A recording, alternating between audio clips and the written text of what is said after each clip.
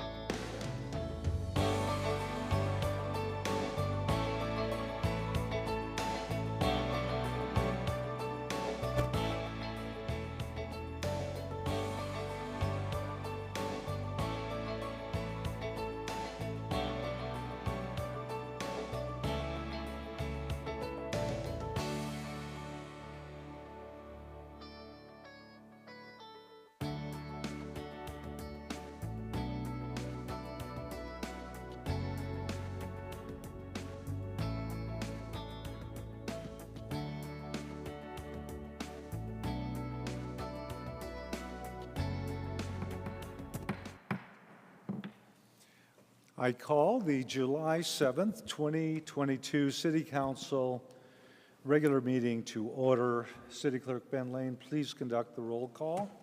Thank you, Mayor. Mayor David Ortega, Present. Vice Mayor Tom Durham, Here. Council members Tammy Caputi, Here. Betty Janik, Here. Kathy Littlefield, Here. Linda Milhaven, and Solange Whitehead. Here. City Manager Jim Thompson, Here. City Attorney Sherry Scott, Here. City Treasurer Sonia Andrews, Here. and the City Auditor Sharon Walker, Here. and the clerk is present. Thank you, Mayor. Great. We have Scottsdale Police Sergeant Paul Wright and Officer Brent Patterson, as well as firefighter Hannah Chester, if anyone needs their assistance. Let's start with the pledge, calling on Councilwoman Janik.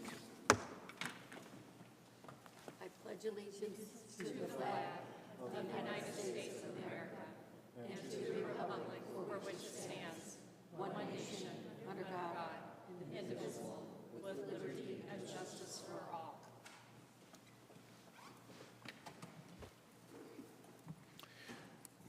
Thank you. We continue to keep the people of Ukraine and their fight for freedom in our thoughts, and let us pause in silence.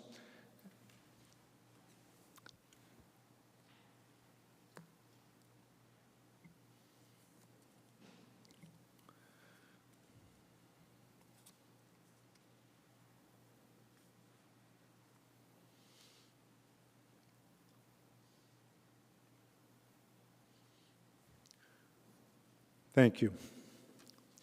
So it is officially summer at City Hall, and we will be taking a recess until August.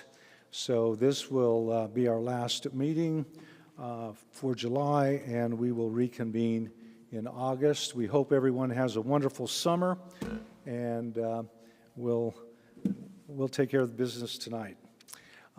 First of all, we have public comment. Public comment is the opportunity for a Scottsdale resident to come forward and speak for 3 minutes on a subject which is not on the agenda.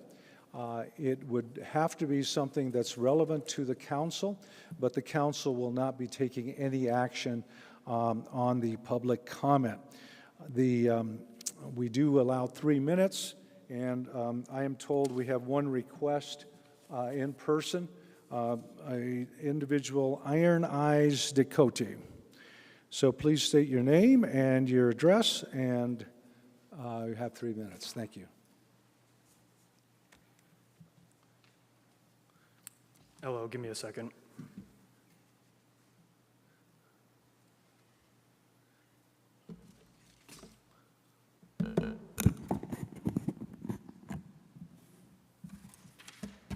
My name is Iron Eyes Dakota. I am on 5900 East Thomas Road.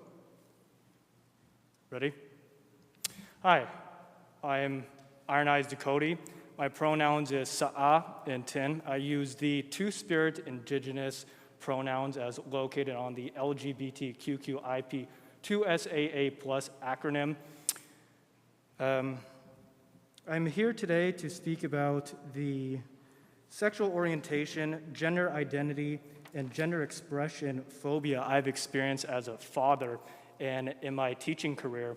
A little background about me: I am an elementary English school teacher. My husband, sorry. Can I just start over? I'm a bit nervous. If you'll come, breathe. Go ahead. My husband, Davito Rubin, is a sex ed high school teacher here in Scottsdale. We are fathers to a newly transitioned little girl. Carmela was born via artificial insemination surrogacy and received top and bottom surgery from a clinic in Ottawa, Canada.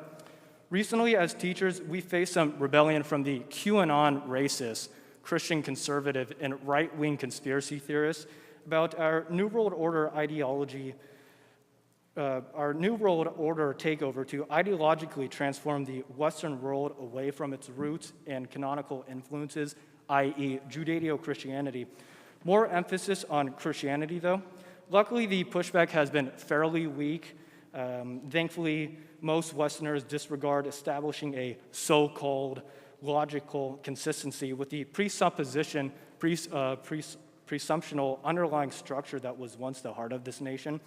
Us neo-Marxist Democrats have successfully cemented our ideology into the public education system, and that power has been boosted on a state level thanks to incumbent superintendent of public instruction, Kathy Hoffman, for introducing Freudian and Marxist principles like critical race theory from the Frankfurt School in Germany, the LGBT doctrine, and the diversity from the Globalist Handbook. One of the perks of being a teacher is the ability to filter out and change words and concepts that we deem discriminatory and has a hate speech-like element. For example, we encourage Freudian facts upon our children that we are solely motivated by sex and must pursue a hedonist life and Marxist facts like the fallacy of morality and the fallacious idea that morality cannot be separated from God. The materials here are an example of the success we've had locally in sexualizing and educating diversity into the Scottsdale and Arizona youth. Brave faculty members like online counselor Gary Griggs from the Scottsdale Unified School District, the Sexuality Alliance Club, the Unitown, Minitown, Scottsdale Unified Program District created programs, and the LGBT resources on the official Department of Education website. If anybody would like to take a look at the resources here, I'm going to leave them right here, okay? And I encourage you, council, to please look into this so we could stop the spread of Christianity, Judaism, and all the racist right-wing conspiracy theories. Thank you very much. Thank you. Looking for other public comment. Seeing none, I will now close public comment. I wish to point out that we added item 6B to the agenda on July 5th, 2022, and it requires a separate vote to remain on the agenda. Do I have a motion to accept the agenda as presented? So moved. Thank you. So moved Second. by Vice Mayor and Councilwoman Janik. Any discussion? Please register your vote. Thank you. Unanimous. So item 6B is included in the consent agenda before us today. For our consent agenda, there's an opportunity to receive public comment as well as any comment or question on any consent agenda item from council. I do not see any request for consent for dialogue or public comment on the consent agenda items. Therefore, I will close public comment for the consent agenda items. Do I hear a motion to approve consent agenda items 1 through 6B? So moved. Second. We have a motion and a second by Vice Mayor Durham. Oh, sorry, Kathy Littlefield, excuse me, you had it. We hadn't voted on them yet. Go ahead. I just wanted to request, perhaps from the city clerk, to read 6B aloud to the public because it came on the agenda so late. Thank you.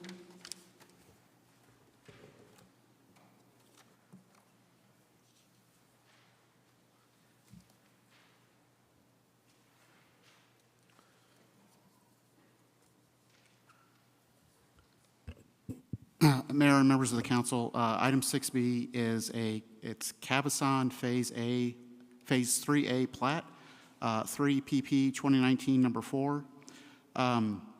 It is to approve the amendment to a final plat, which is 3 PP 2019 number 2, to add 2 lots and associated tracts on a plus or minus 30 acre site with planned community district, planned airport core, that's P-C PCP zoning, And the location of this plat is the southeast corner of North Miller Road and East Legacy Boulevard. Thank you. Thank you. So item 6B was read into the record, and all items are posted. We have a motion and a second. Any other comment? Seeing none, please record your vote.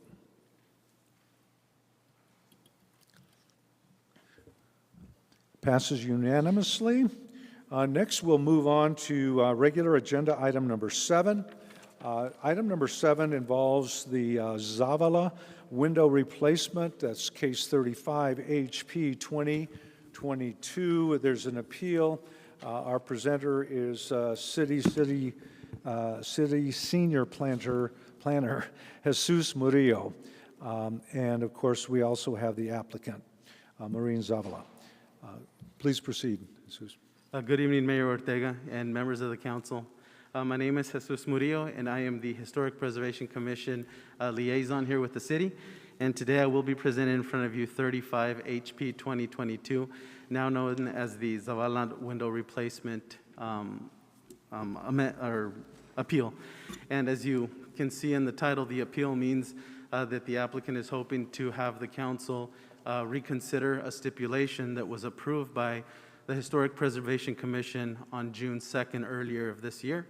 And the result of that meeting was the approval of a certificate of appropriateness that included a stipulation that prevented a requested window from being converted into double doors. And so the site is located, generally located on the north side of Camelback, and it's west of 78th Street.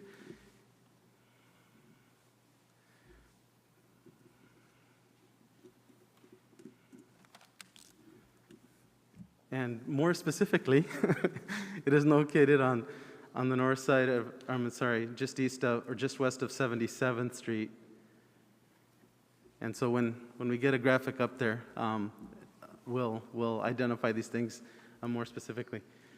So the request that came before the Historic Preservation Commission, which the property is located within the Villa Monterrey Unit 2 historically preserved subdivision.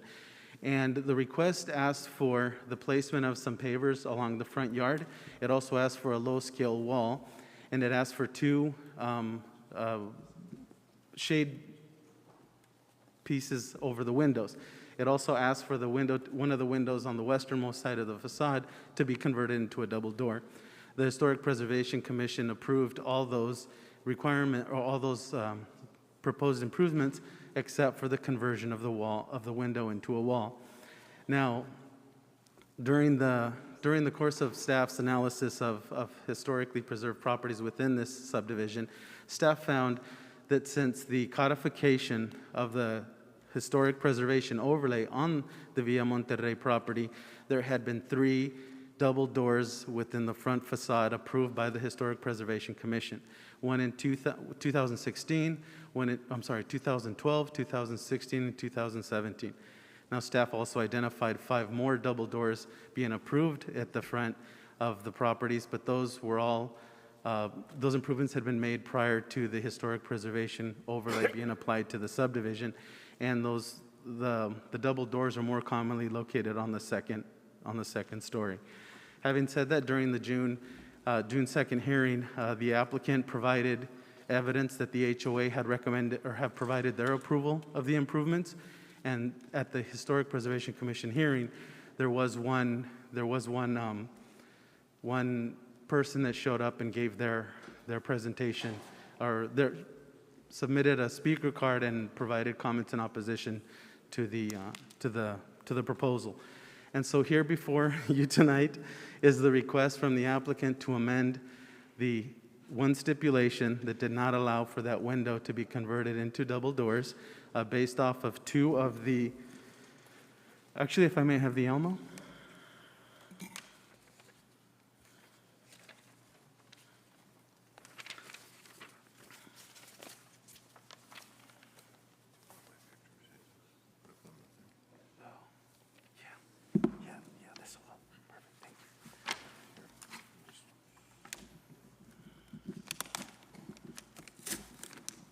Perfect, thank you. Thank you. So as you can see from my report here, let's turn this here.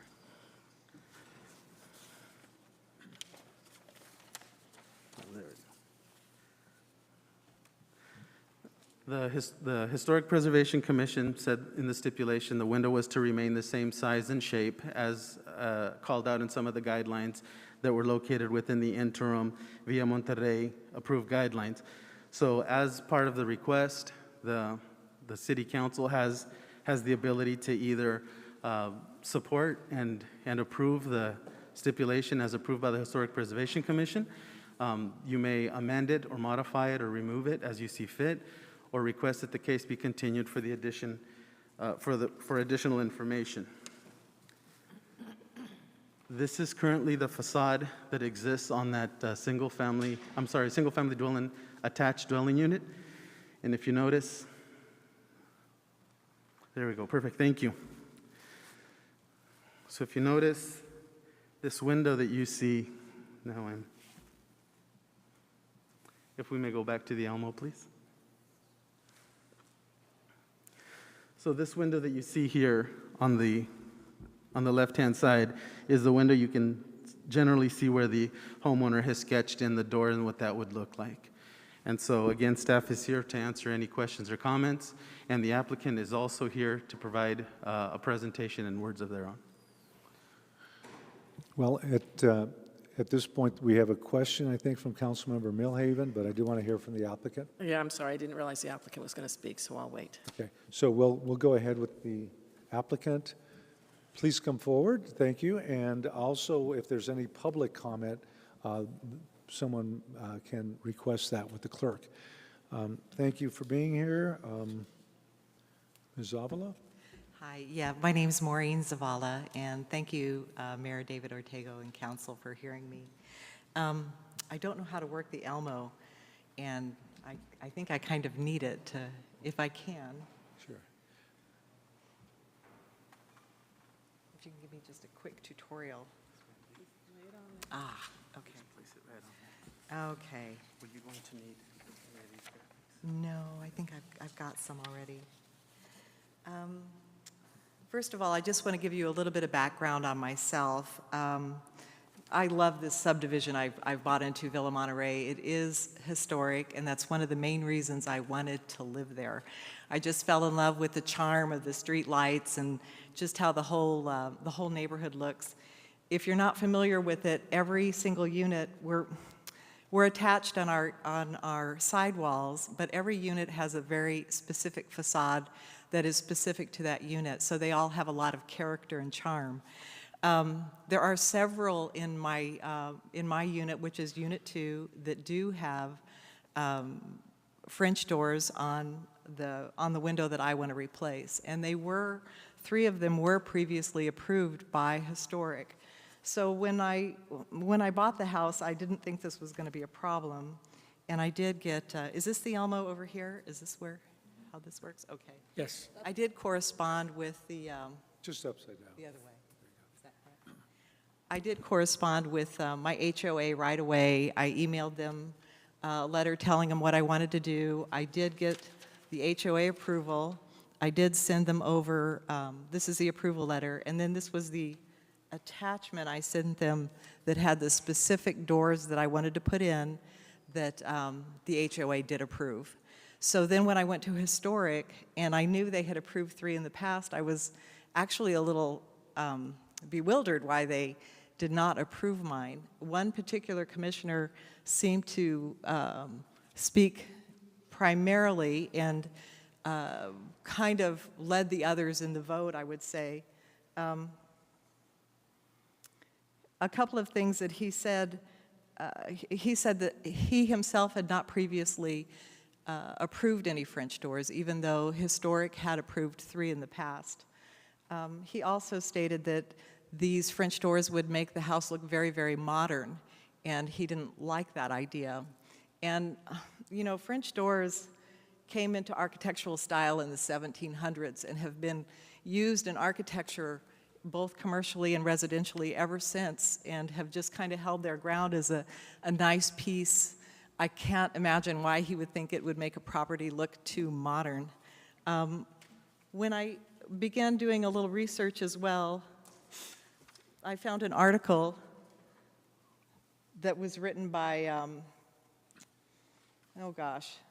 Don Meserve, which was Scottsdale's Historic Preservation Officer in 2011. And I brought that with me. Let me just flip over to it. It's an article that he wrote about mid-century modern architectural tour of Scottsdale's 60th anniversary event.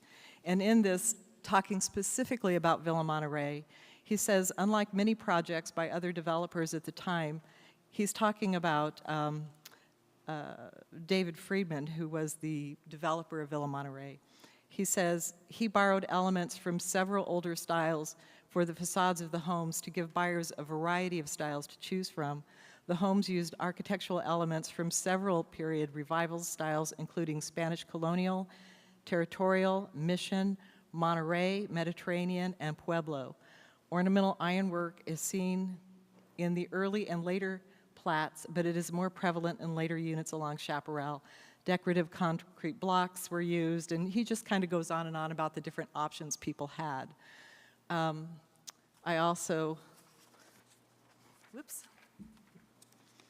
just looking through Villa Monterey, here's a original home that has not been remodeled, and you can see the French doors plainly on the front. I've got it upside down again. You're okay. I don't think I've ever used one of these, so it's a little daunting. Yeah. These, of course, are on the upstairs, and these were the ones that were built in 1963. So you could see where the subdivision developed. It started west of Miller Road, came across Miller Road into the section which would be south of Chaparral, and then jumped over Chaparral and developed further in 1963. And in that era is when he began to give buyers the option for the French doors on the upstairs. So it is a style that was originally offered in Villa Monterey. Now, he didn't offer it on the bottom floor. I don't know if he did or not. Maybe no one chose it, but French doors were definitely included in the style of these homes. I think that's all I have. Oh, you know, I've been in real estate here in the Valley for 24 years, and I have sold several homes in Villa Monterey. It's, I think, 17 or 18 since 2016. And a lot of those homes I have sold more than once, the same home. And I have seen French doors, I've seen rooftop patios, I've seen French doors opening to rooftop patios, I've seen two-way fireplaces. The option on those original homes was quite varied. And I don't think it was the developer's intent to restrict people to one particular style.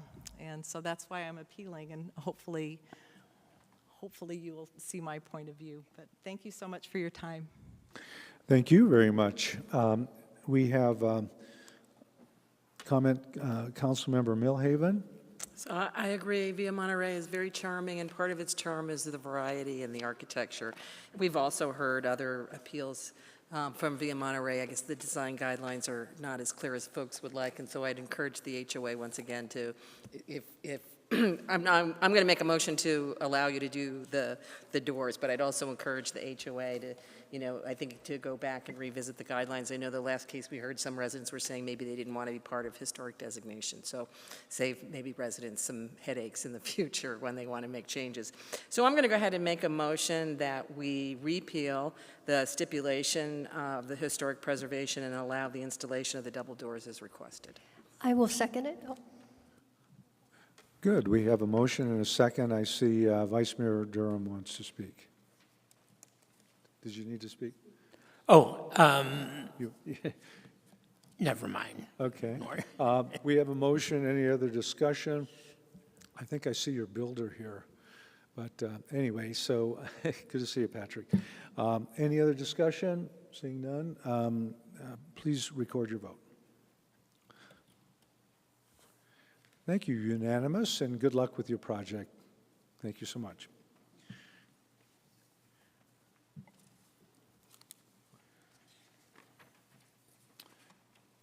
Next, we reopen public comment. Public comment is the opportunity for any Scottsdale resident to come forward, speak for 3 minutes on a subject not agendized. Accordingly, this council would not take any action on any comment, but it would have to be within our purview. However, at this point, we see none. Therefore, I will close public comment. The next part of our agenda allows for council, according to our charter, to accept excuse me, let me make sure if I had not missed a public speaker. Oh, I see, there's one for the work study. Next would be the receipt of citizen petition. We have not had any down at the clerk's office, therefore I will close that item. Finally, moving on to mayor and council items. Are there any mayor and council items tonight? Okay, seeing none. I do have one that I'd like to hopefully take action on. The subject has to do with buy local. And as you know, many of the backbone of Scottsdale are small businesses as well as services and products offered. We do encourage the farmers market, and even today I signed off on a vendor for Shamrock Foods for the railroad park. They're a local company, and I think that as we look at encouraging our buyers and so forth to encourage buying local. Along the way, I also found that we do not have any policy regarding a buy local effort. I think that we should consider at least a work study on the subject in the future because whether it's financial services, actually direct services, even that we consider that. So I would ask to agendize at some time in the future a buy local policy by this body. I'll second that. Thank you. We have a motion and a second. Again, time to be determined, but just to see where we're at and how we can encourage and embrace buying local. And excuse me, Councilwoman Caputi, Councilwoman Janik. Just a really quick question. I love the idea. I had actually brought it up with the city manager months and months ago and was kind of, I thought there was, I remember there being a roadblock to that for having a policy about suggesting that we buy local. Well, we're not going to be talking about the topic right now. Then I'm totally in support. So It's a great if you would idea. just hold that at the work study in the future. Any other comments? Okay, appreciate it. Please record your vote. Thank you. It passes 6-1. Thank you very much. At this point, then, we have concluded our regular meeting business, but we will convene our work study session. I call to order the July, why do they put June here? July 7th, 2022 City Council Work Study Session to order.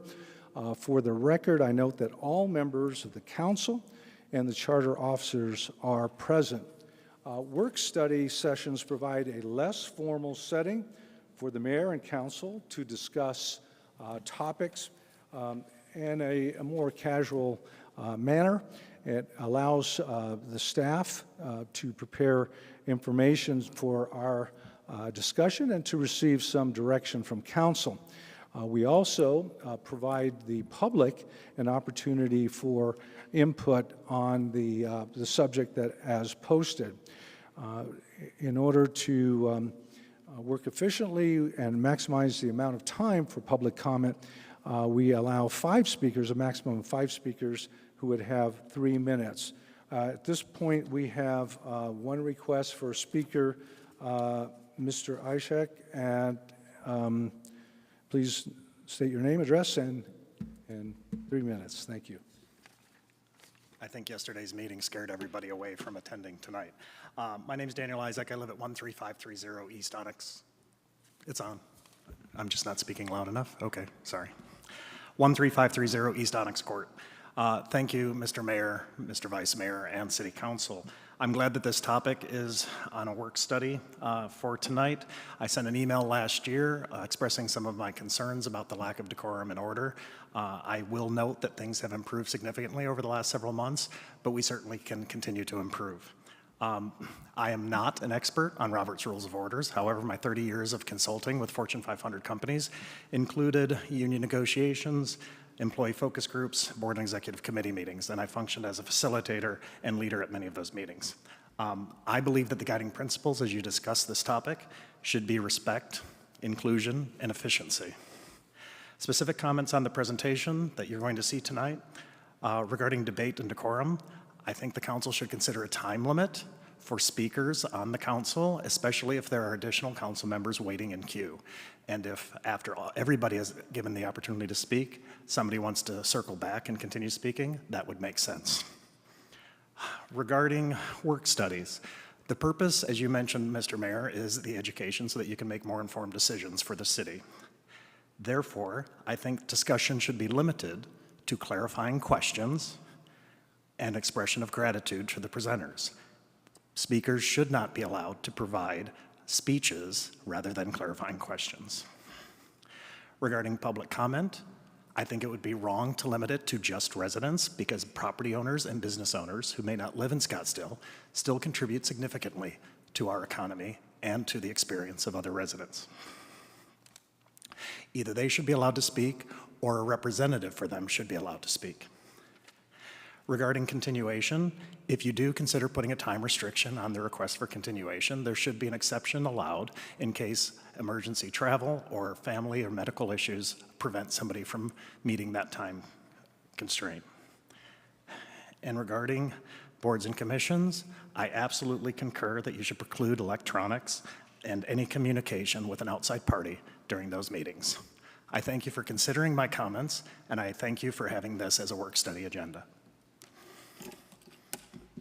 Thank you, and accordingly, I will close public comment. At this point, we will look at council rules of procedure. The presenter is our city attorney and parliamentarian Sherry Scott, as well as Ben Lane, and who's the city clerk. So please proceed. Thank you, Mayor.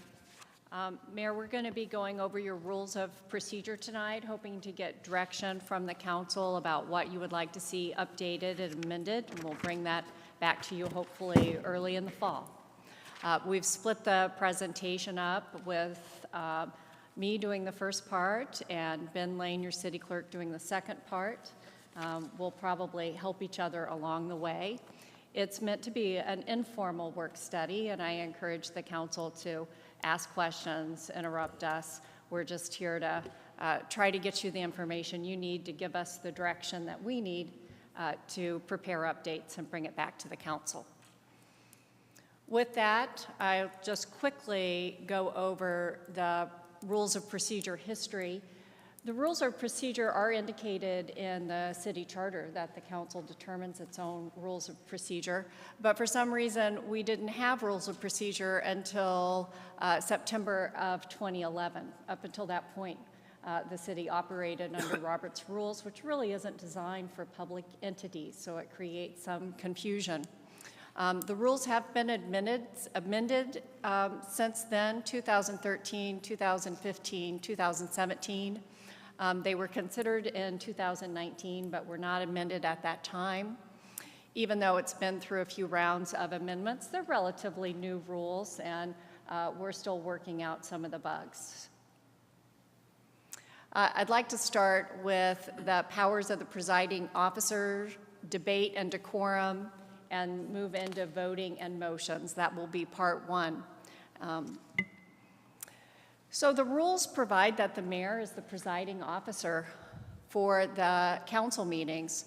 Rule 1.1 states that the presiding officer decides all points of order and conducts the meeting in accordance with the rules. Rule 10.1 provides that the presiding officer preserves decorum and decides all questions of order, subject to the appeal of the council. If the presiding officer fails to act, any member may, by point of order, request the presiding officer to enforce the rules. So that's the procedure. Let me break it down a bit more for you. Rule 4.3 provides the presiding officer shall, after consultation with the parliamentarian, that's currently me, the city attorney, determine all points of order and points of privilege subject to the right of any member to appeal to the council. Following a second, a majority vote shall govern and conclusively determine any appeal to the council on a point of order or point of privilege.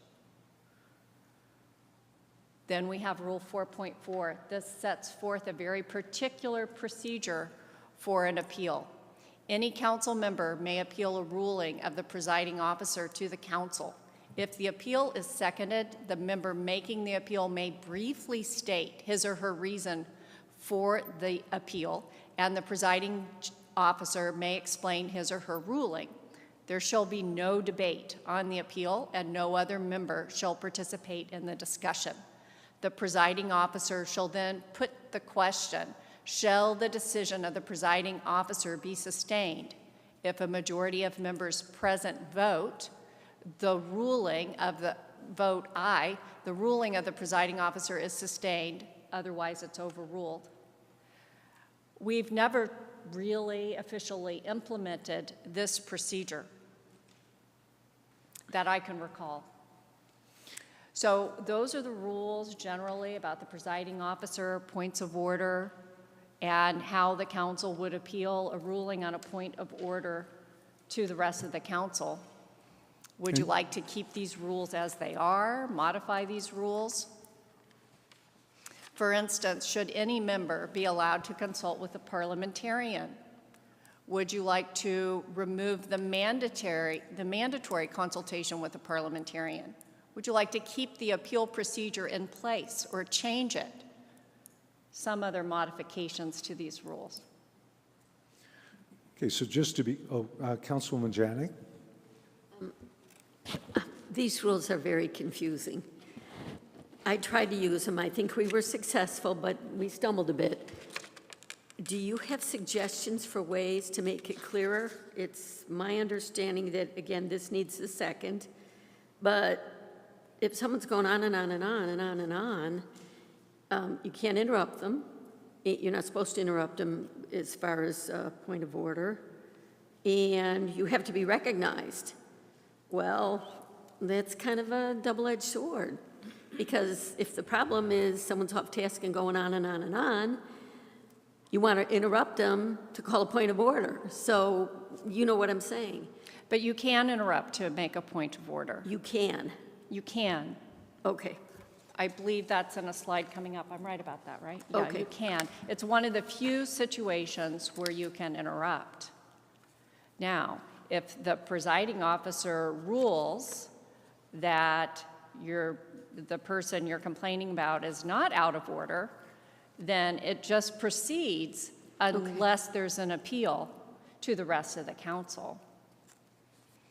You know, the thing about the rules, and it's hard for me to try to figure out how to assist here, I agree they could be simplified, but one set of rules may work really well for a particular council and not as well for another council. And it's all a matter of what the council wants to decide its rules should be. I think we waited for a while to have this conversation, in part for the council to spend a little time with these rules and see what's working, what's not, what you think might be an improvement to the rules. I think the appeal procedure is a little, it's a lot. It's very specific, but you know, we can have it out for you in case somebody wants to operate that procedure. I tend to think that the council, by practice, likes to come to the parliamentarian and ask a question. By our rules, that's not really allowed. It should be the presiding officer that's asking the parliamentarian a question, and I think that deserves some clarity. We also just have a couple of points of discussion. So next we have Vice Mayor Durham, and I have one, and Councilwoman Whitehead and Caputi next. In response to your question about any council member being asked to consult, allowed to consult, I mean, in effect, you can by making a point of order and getting a second. That does present a question to the parliamentarian, right? Technically, only the presiding officer should be consulting with the parliamentarian about the point of order, Okay. the way the rules are currently written. Let me go back to that.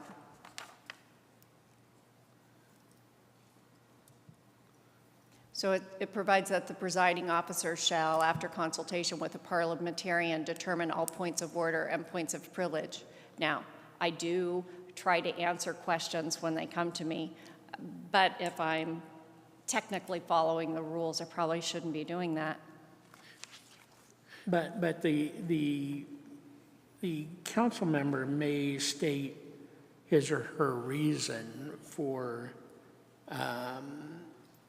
appealing the ruling of the presiding officer, so they do sort of get their chance in that way. That's true. Another point I wanted to make was you said that we can interrupt somebody for a point of order, but the rule 10.4 seems to say not. Oh wait, not 10.4. 10.3. It basically says there's no interruptions and there's no exception for points of order. So I think it might be good to have an exception for a point of order there in 10.3. Thank you, Mayor. Thank you. Let me point out something else on this. Let's say just to clarify the presiding officer, and when a question of point of order is to whom it's addressed. Let's say there's a situation where the vice mayor is handling appointments because the presiding officer deferred that task, and a question of point of order was raised by any council member. That point of order would be directed to the presiding officer. That would be to me, right? I'm just clarifying that. Then I could rule on that perhaps, or ask for an explanation, and then that could be upheld. So presiding officer in this case, even though there may be another speaker on the floor, whether it's subject case or a topic or an appointment case, it would still be directed to the presiding officer. Does that make sense? It does. Okay, thank you. Councilwoman Whitehead and Councilman Caputi, and then Littlefield. I'll try to keep it quick. The ability for someone on council to address the city attorney when it's not a point of order, that's still okay? We ask you questions regularly. Yes, it depends on how the council wants its rules to be, but yes, once recognized, you can ask me a question. It's the issue of the point of order. Okay, that's fine. Yeah. So to clarify, we're always calling on you for some legal or some recounting of something perhaps, but then the point of order, this is on the procedures. Councilwoman Caputi, then Councilwoman Littlefield. Just the same topic. I think it's my opinion that we should always be able to, anyone in this council should be able to ask you for advice if something comes up. Mm-hmm. I don't see why we would prevent that from happening, because it's already happened in the year and a half that this council has served, that we've had questions about things that are happening, and I don't know why we would limit that. So it would be my opinion that we would all be allowed to ask a legal question or an opinion from you if anything came up. Councilwoman Littlefield, Councilmember Millhaven, and then Councilwoman Janik. Littlefield? Yeah, I agree with the comments that Councilwoman Caputi made. I think that access during meetings to our legal advisor, to our treasurer, to any charter officer that we need to ask advice from, that should be open to all council members. Councilmember Millhaven? Agree. Good. Councilwoman Janik? Okay, I'm still a bit confused. I have a definition of a point of order, and it says it does not require a second. And yet, Rule 4.3 indicates by saying following a second, a majority vote shall govern. So let me explain. The point of order does not require a second. It's the appeal to the council that requires the second. Thank you. Okay, and there again, I appreciate the thank you when you concluded. So when you address in the future, it's useful when you say thank you. So we had a consensus generally that as to form, are we okay? Okay, so we will continue with the next discussion. Debate and decorum during council meetings. Rule 10.2 provides that the principles of civil dialogue as adopted by Council Resolution 9445, which is attachment A to your council rules, shall serve as a guide for the conduct of the city council meetings. That resolution, resolution number 9445, provides that the city of Scottsdale encourages as an aspirational goal for all of those engaged in the discussion of public issues, adherence to the principles of civil dialogue, which states, as a member of the Scottsdale community, I will genuinely listen, speak respectfully, and be accountable for my words and actions. So, for Rule 10.2, the rules of civil dialogue, do you want to keep this rule as it is? Do you want to modify the rule and include the rules of civil dialogue directly in the rules rather than as a separate resolution, which I would recommend? It could either be a preamble or a separate rule. Explicitly state that civil dialogue principles apply to all facets of the council meeting. Expand or strengthen the civil dialogue rule or some combination or other modification. I'm going to go back to that so you can see what that looks like. So if you wanted it to be a preamble, we could make it a preamble. If you just wanted to modify the rule as is, then we could just, instead of attaching it as a resolution and exhibit, we could just make it that rule number. Vice Mayor Durham?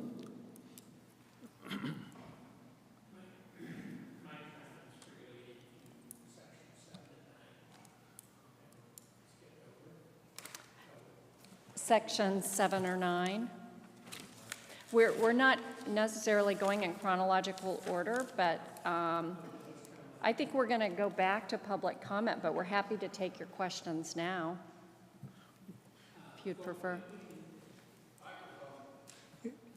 It appears to refer to public comment, which might be part of civil dialogue, I guess, in a broad manner. And I don't see that in the slides we're covering 7 and 9, are we? It's part 2. It's Okay. part of Ben's. Okay, all right, okay. I can wait till then. That's fine.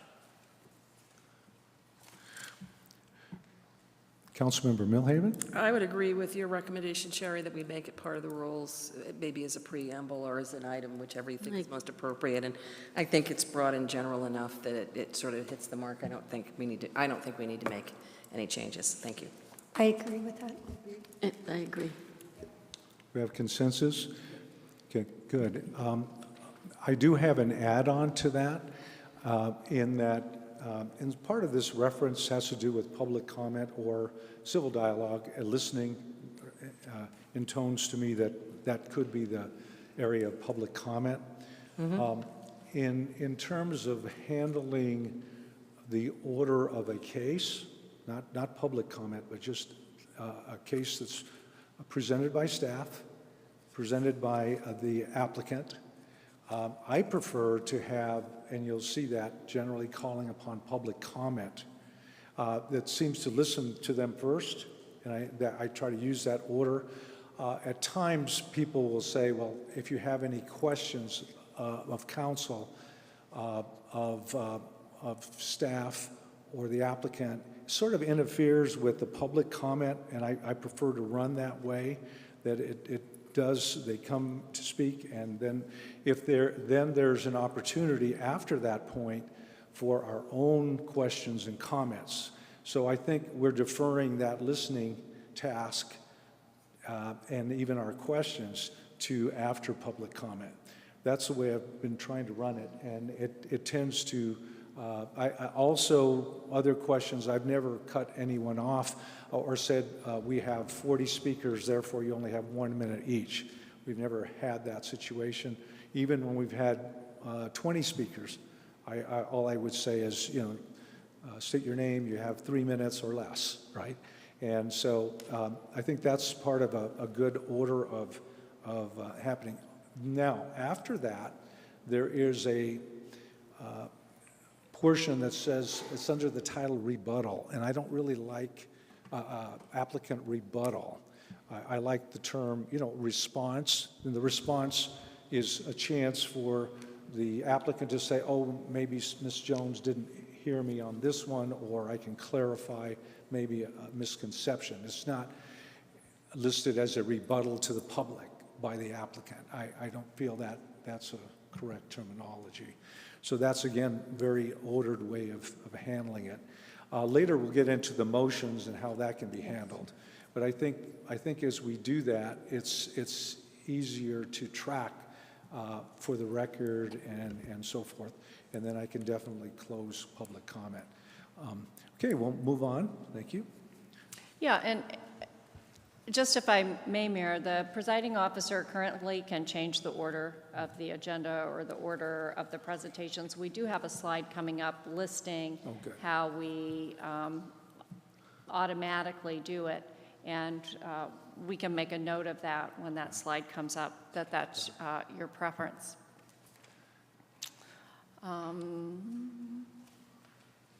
10.6 and 10.8, obtaining the floor.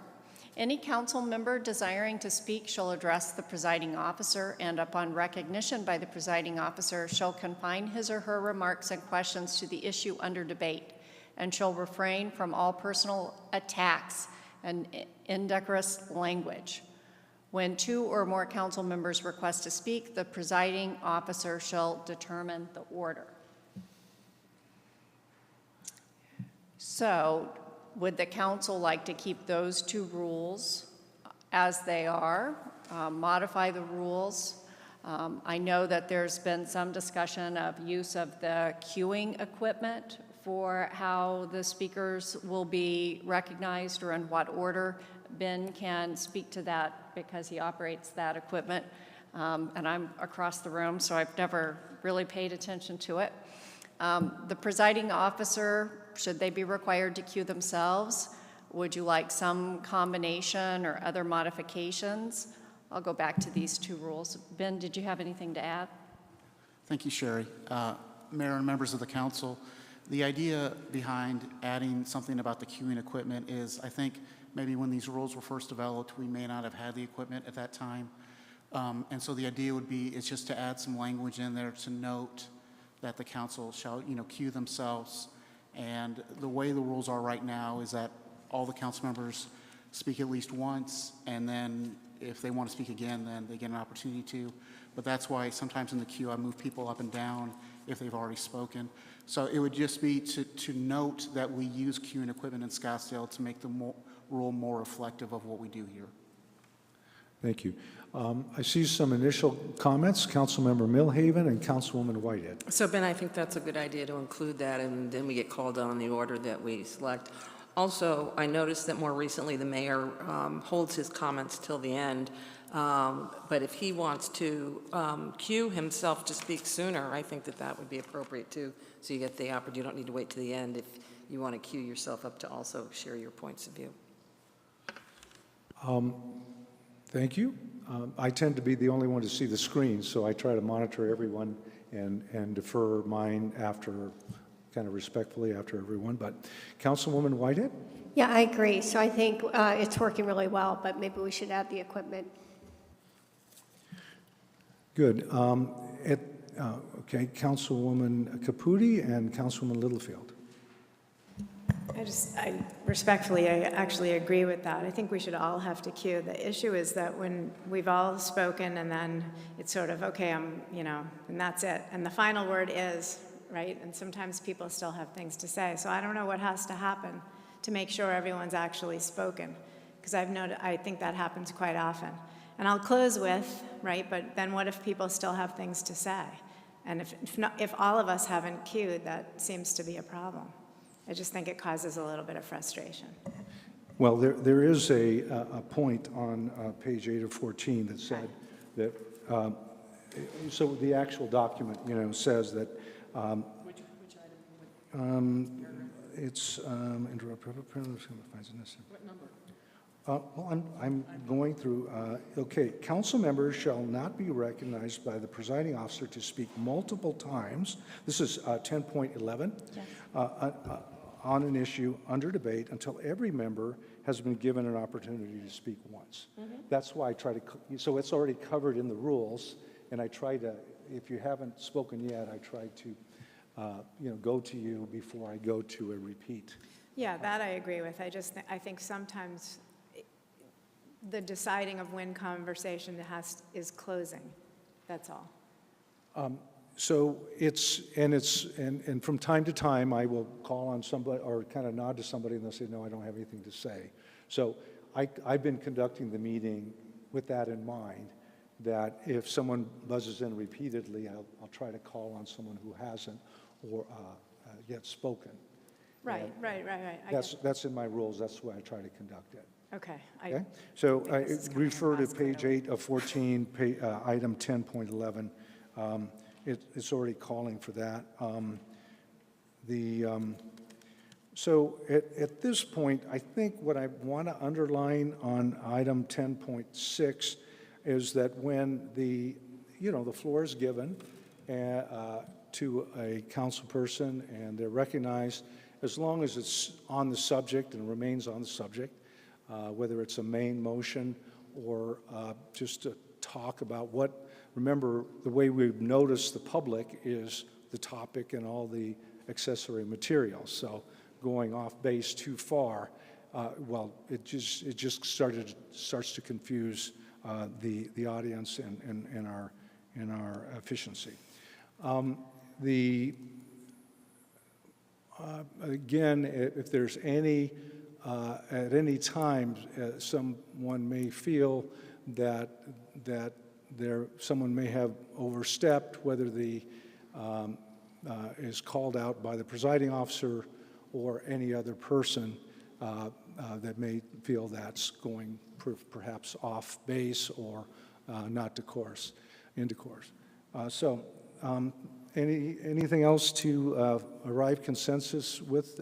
Okay, Councilmember Milhaven? I just want to be clear that what we talked about was calling on people in the order they've queued with the equipment, and that Ben monitors to make sure that those who've not yet spoken get to speak before folks have a second chance to speak, that we were all good with that. I want to come back to the presiding officer queuing themselves. Let's imagine we had a mayor who wanted to rebut something each time someone said something he disagreed with. He would then have the opportunity to speak each time for each other person, which doesn't seem to be in line with the rules of the presiding officer to run a meeting. And so I think for the presiding officer to share an opinion or a point of view on an issue or a policy, they should also cue themselves and not take liberties to make comments in between, if you could imagine such a thing. So I would suggest the presiding officer also cue to share their opinion. Well, you have to realize things are flashing, people are leaving it on. I'm doing the best I can, or the presiding officer will be handling what's happening. Typically, again, I tend to reserve my comments. Let's see if there's some consensus, Vice Mayor, or any other point to raise here. Vice Mayor Durham, and then Councilwoman Littlefield.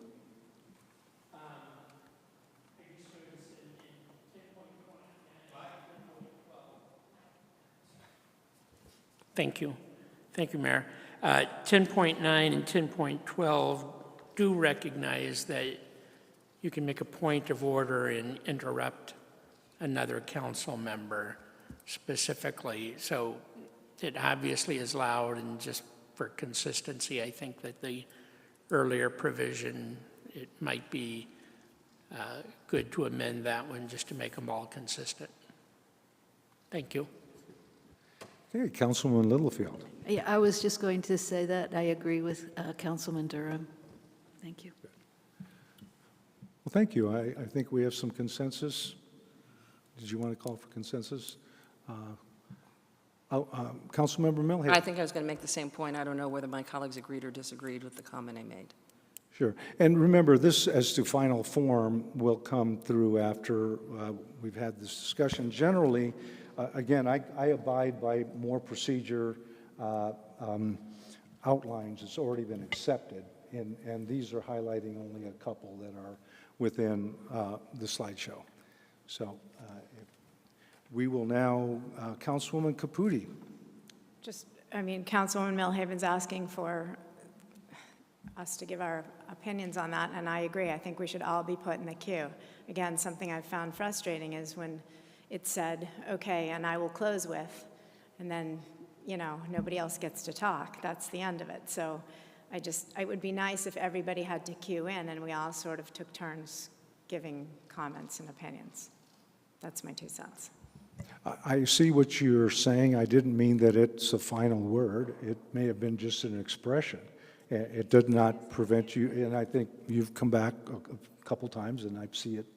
So whoever lights up will be, I tend to personally defer, and unless there's a repeat going on, I will, or the chair will try to conduct the order of who's speaking.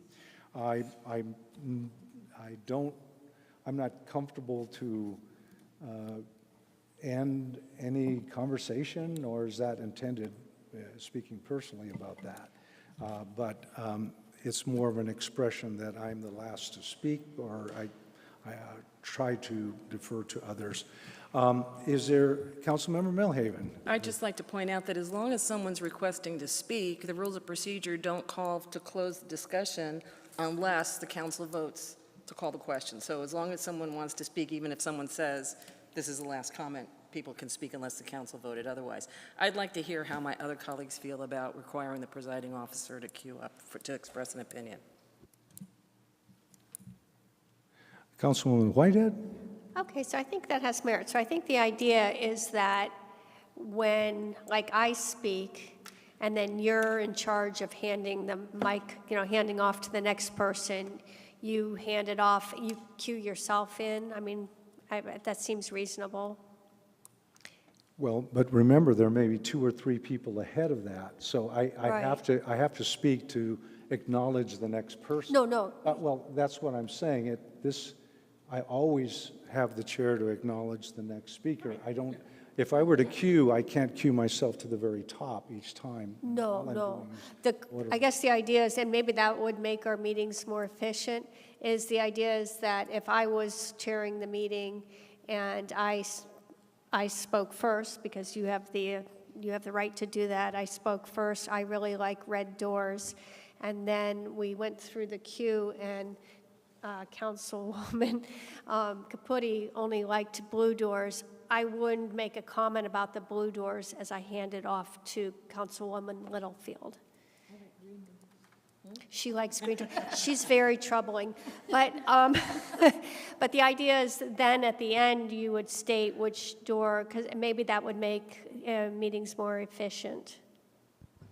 If I may, Mayor, I think the point is not to have you queue up for procedural duties, but only substantive comments about Yeah. what is being debated. Understand that, and perhaps I'm cueing myself when I say, oh, I'm speaking now, and hopefully everyone has gotten the word. So yes, I could cue, but I'm guessing you can't see the cue from there. No, right?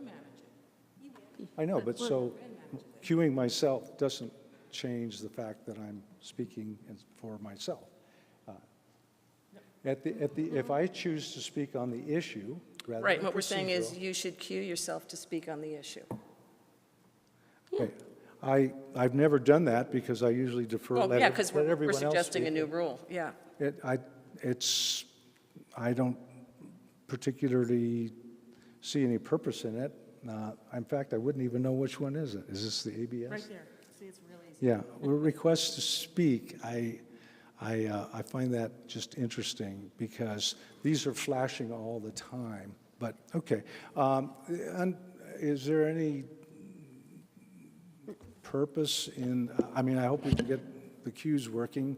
Go ahead. I think it's fine for the mayor to cue, but realizing that he gets to recognize who gets to speak next. Sure. That's totally fine. That's your job. And then, but when you have commentary, we all need to follow I think we all should cue. That's a better way. That's how I feel about it. So. Okay, well then it'll show to myself and it'll show to the clerk. Thank you. Well, Councilwoman Littlefield.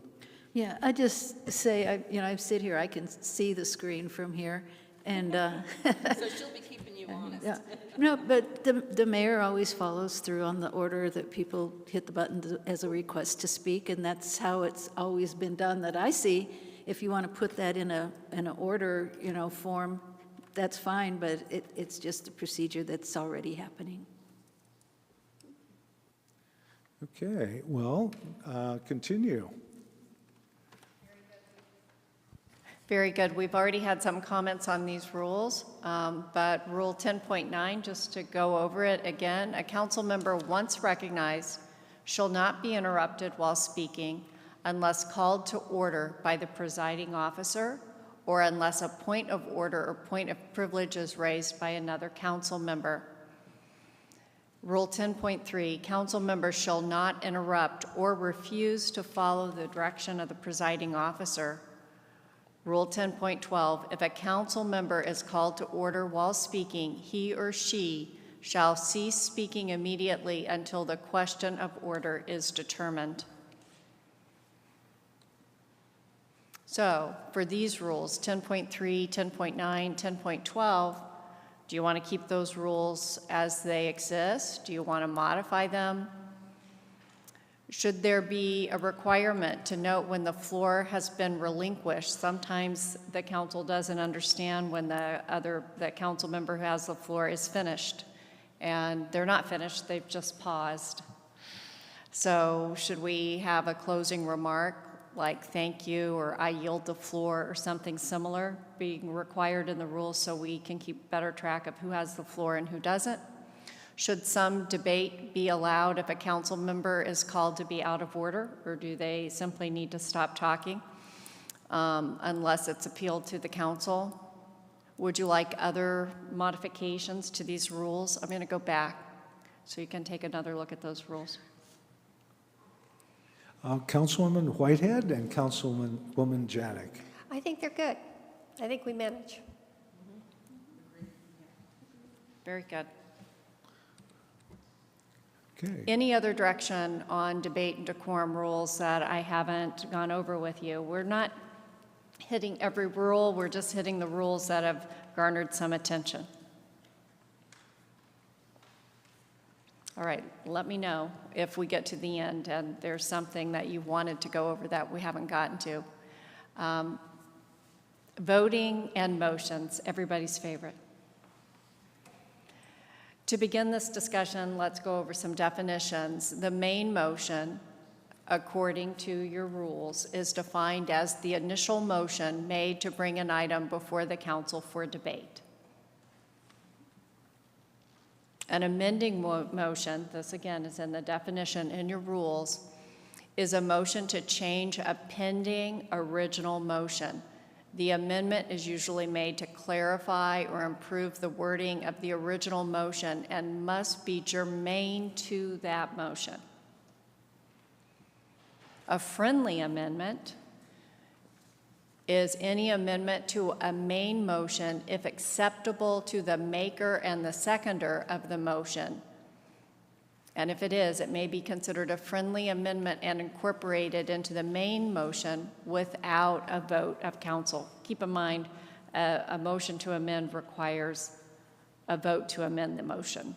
A friendly amendment doesn't require a vote to amend the motion.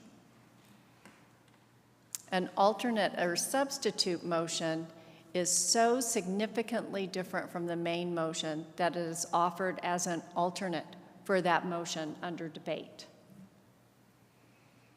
And a motion to continue is its own type of motion.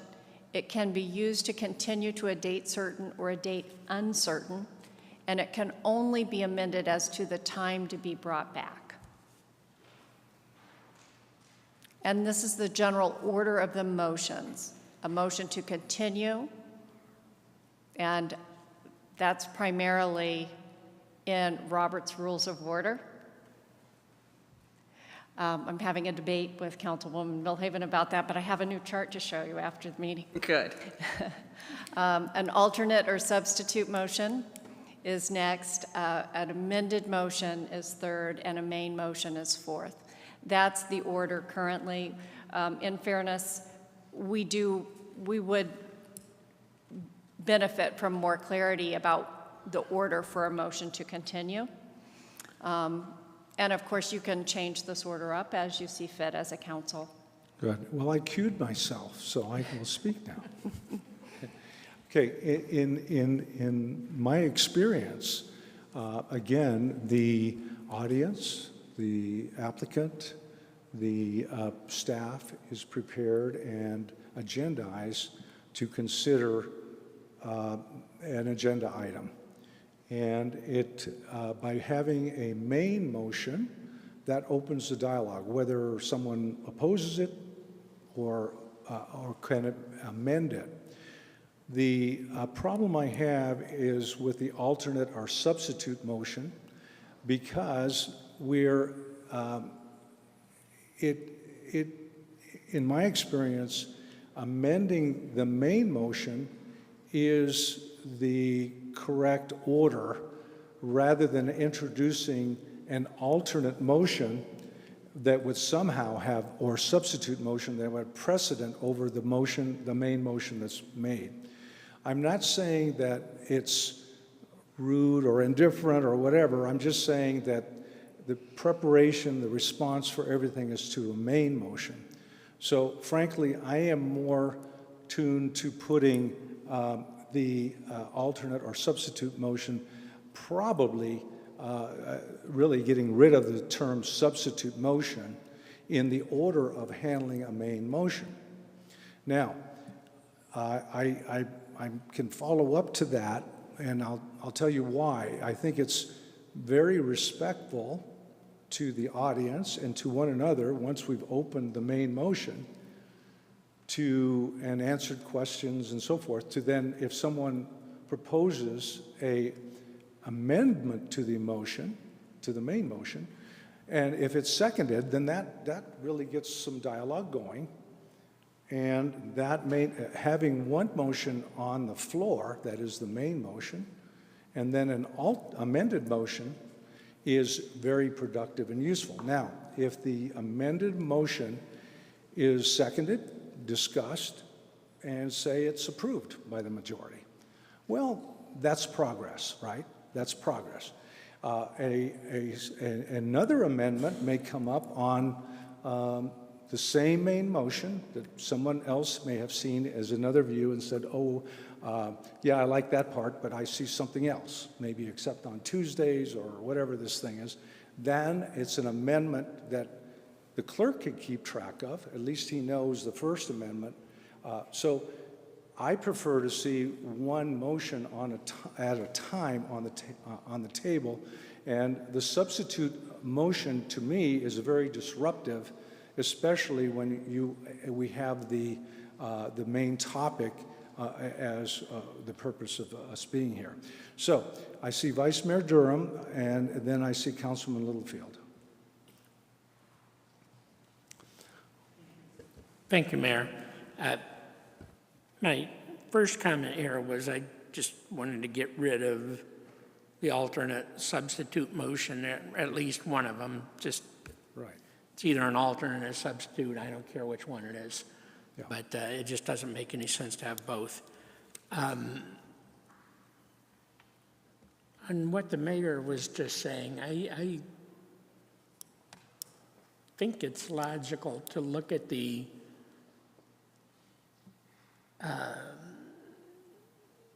alternate first before you get to the main motion, just to see whether there's any consensus behind the alternate version. And then you either move with the alternate or not.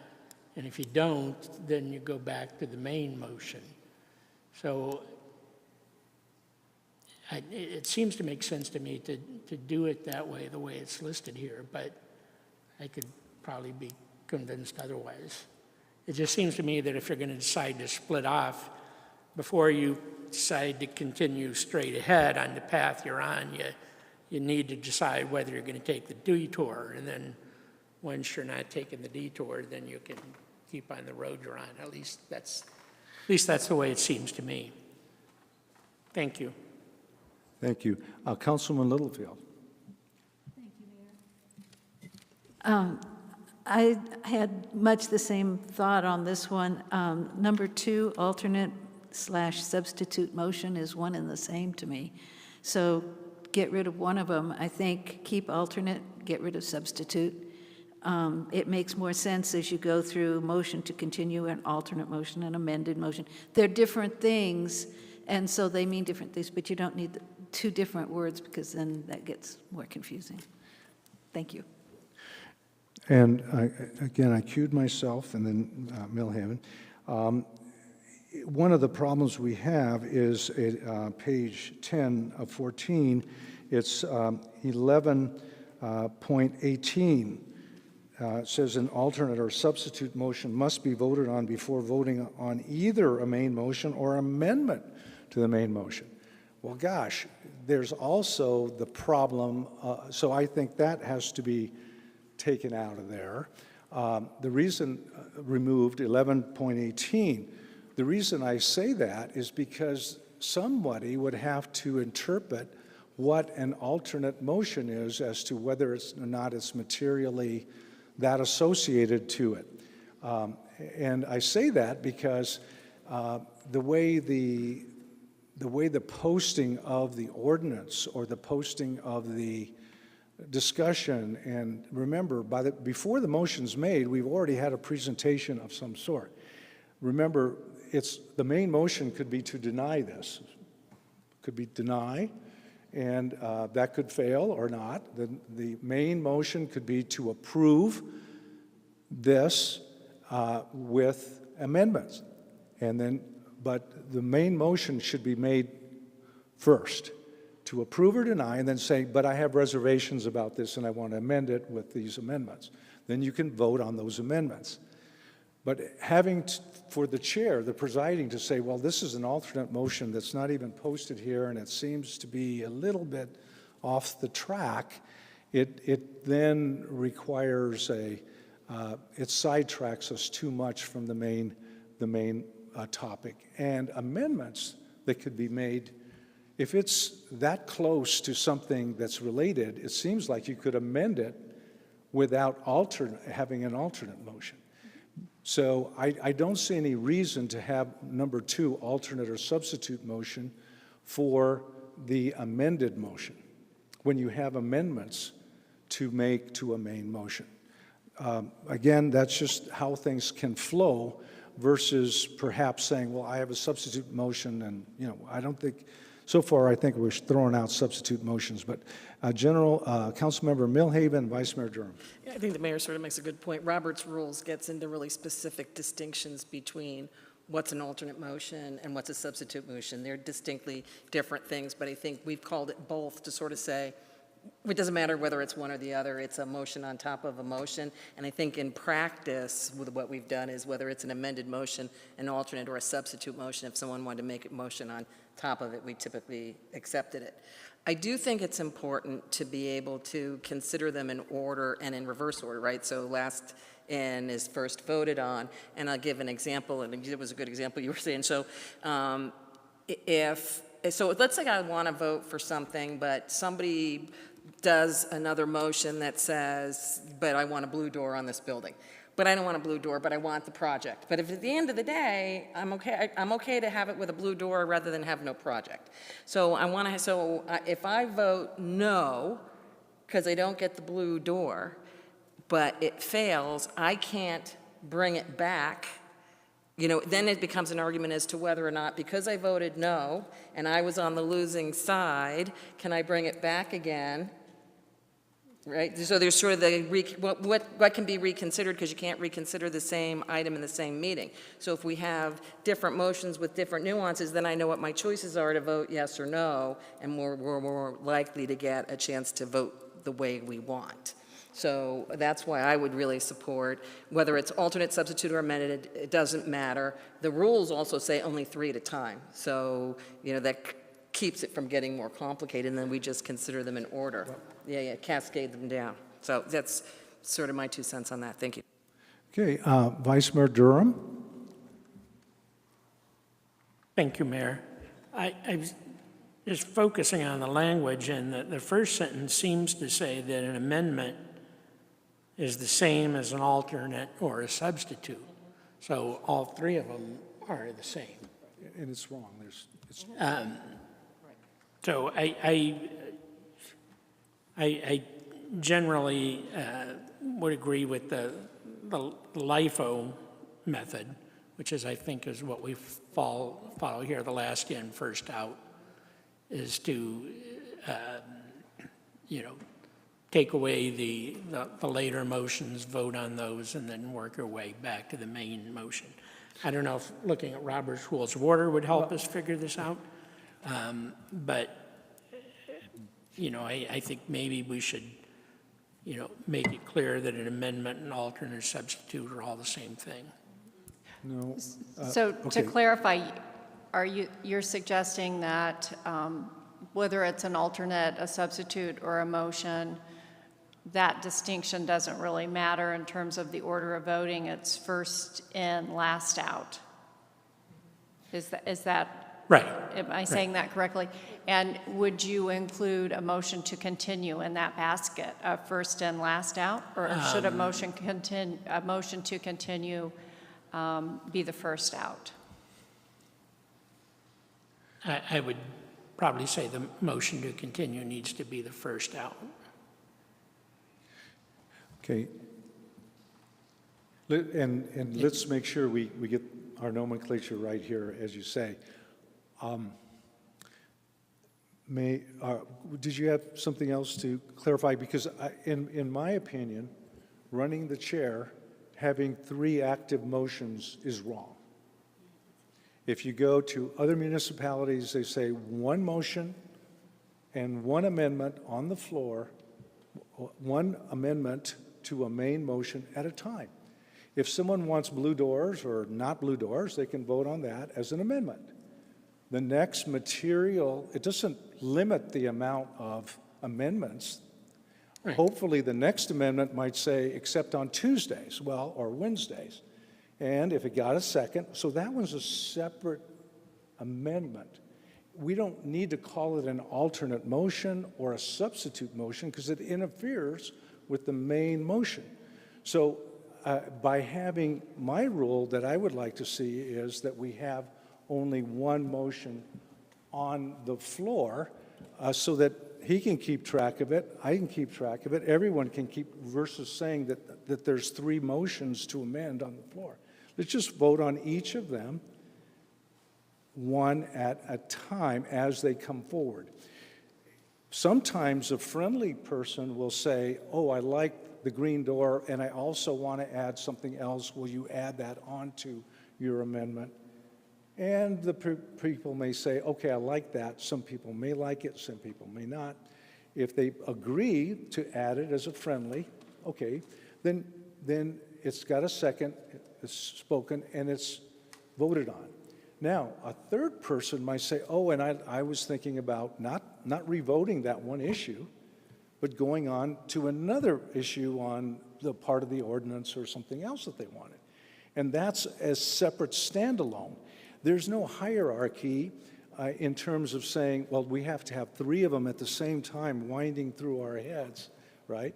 And that's why the true form, and we're not quoting Robert's Rules of Order because this has already been amended so many times, but essentially, in my opinion, having an amendment to a motion covers what the discussion's about in a productive way, right? And it's a useful thing to vote on as it got a motion and a second, maybe a friendly added on a little bit, but then we vote on that one before someone says, well, wait, I've got a substitute motion, wait. It's like, oh my gosh, if it's a different subject anyway, let's just get this one cleared and not, especially when it says a substitute is like a strike all. That's where some rule comes out of nowhere and says, oh yeah, we have something else to talk about. It scrambles it up too much to declare a substitute. And then here it says a substitute must be voted on automatically ahead of a main motion. It's like, wow, that really kicked everybody off the discussion that we were having. Win or lose, if that amendment passes or fails, it's okay. Then someone can bring up another amendment, get a second or not, and go with that. I'm really firm. This is one reason why between all of us, we may have a different idea on a second amendment, but it doesn't have to be all included in that first one. And having a substitute motion, in my opinion, can be too disruptive, and it can be just thrown out there, and it can just screw everything up, really up, when we've had a respectful discussion about an amendment to the main motion. So I'm more tuned to say eliminate number 2, alternate and substitute. It's really an amendment to a main motion. Now, Councilwoman Millhaven said, well, what if something comes down and it goes bad, right? For some reason it got voted down. It's true that someone could come back and say, I voted in the negative, however, I want to reconsider this. So we're already covered. It's not an alternate motion, but it's a motion that is allowed in another set of rules that allows something to be saved rather than, just have a final action. That's the part of dialogue that I think is more constructive if we deal with one amendment at a time. And that's why I would ask for that we be pretty specific and say it's preferred that we have one amendment at a time, win or lose, and then hear the next amendment, win or lose, even if it's 5 items in one amendment, right, if someone's prepared enough, and then be done with that. And then we can vote on the main motion with amendment number 1 or amendment number 6 that were approved. And then we're done. It's easy for him to track. Go ahead, Vice Mayor Durham.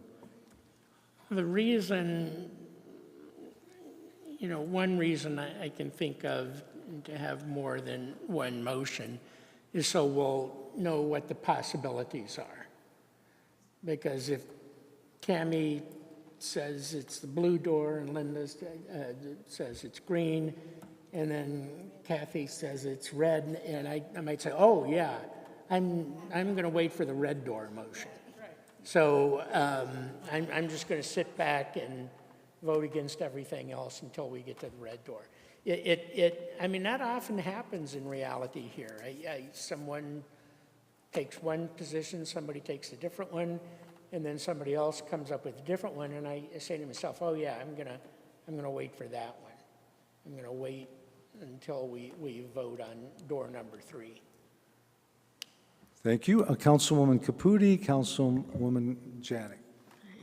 I just completely agree with Tom. That's what I'm sitting here thinking. In practicality, more flexibility is better. I feel that, Robert's rules, whatever, but while we're sitting up here, it is very helpful, I know to me, when I hear what other people are thinking, just to have some options. Oh, I hadn't thought of that. That's actually a way better way of handling that. And then it's good to be able to say, here are my options, this is what I think.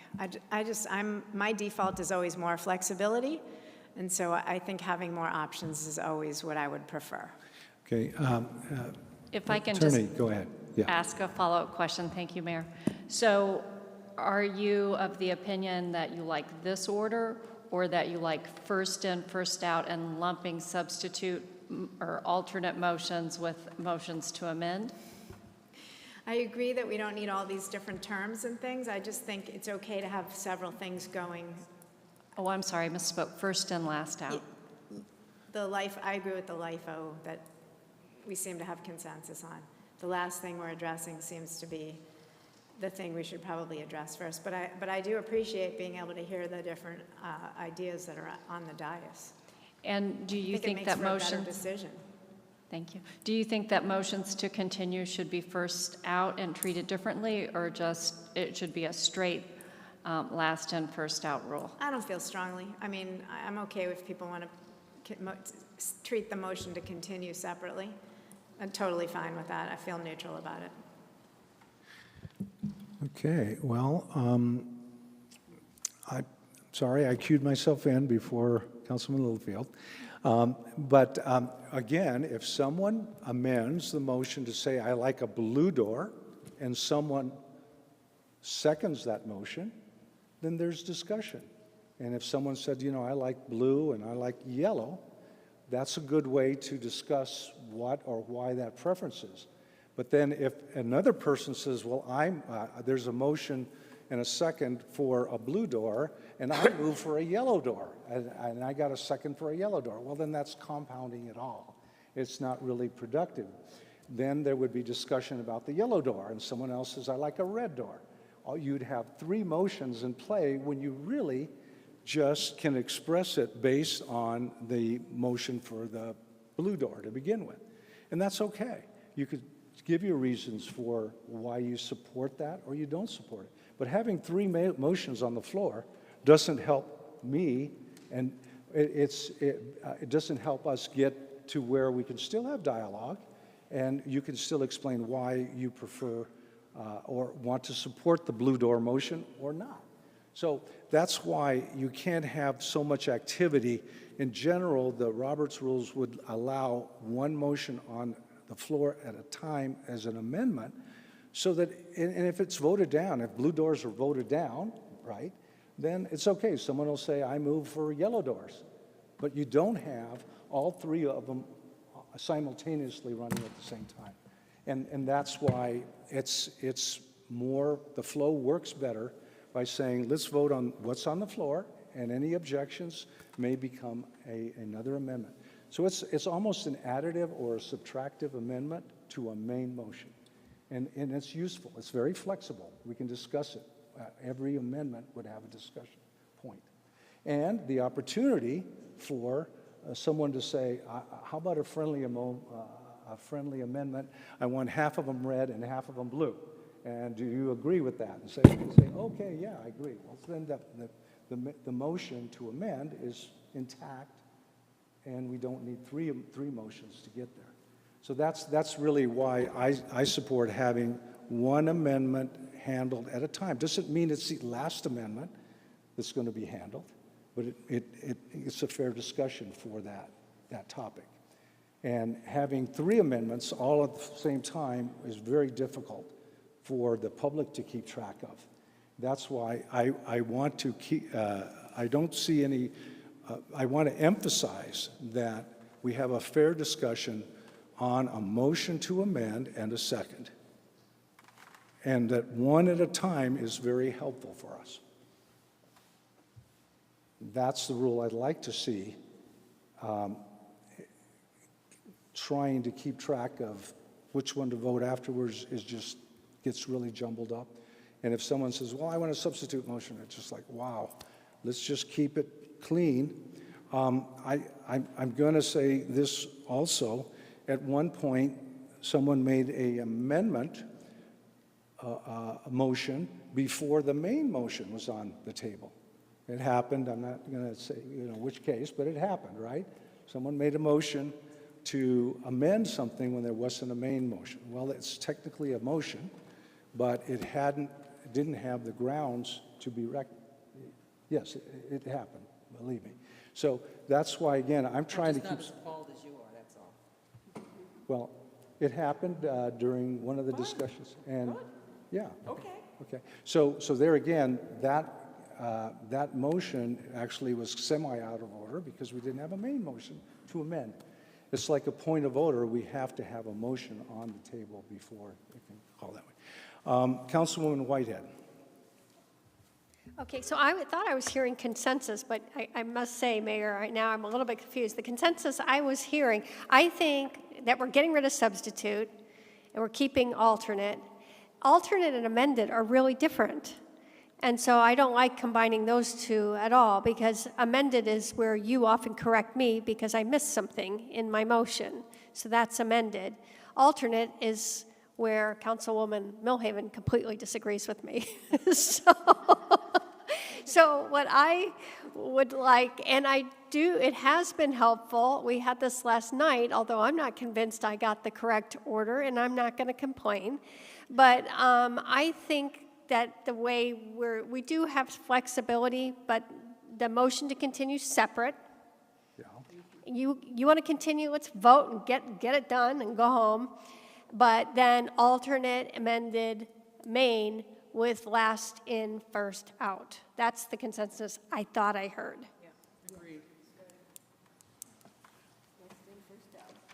Good. Okay. Well, we always vote on the main last. That's whether and however it's amended. So, okay.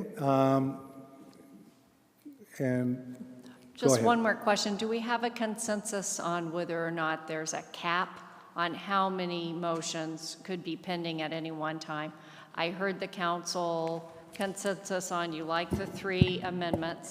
There can no more than 3 amendments, but there could also be a substitute in the mix on top of those, and there could also be a motion to continue. No substitute. No substitute. Oh, I'm sorry, alternate. Sorry, No. same thing.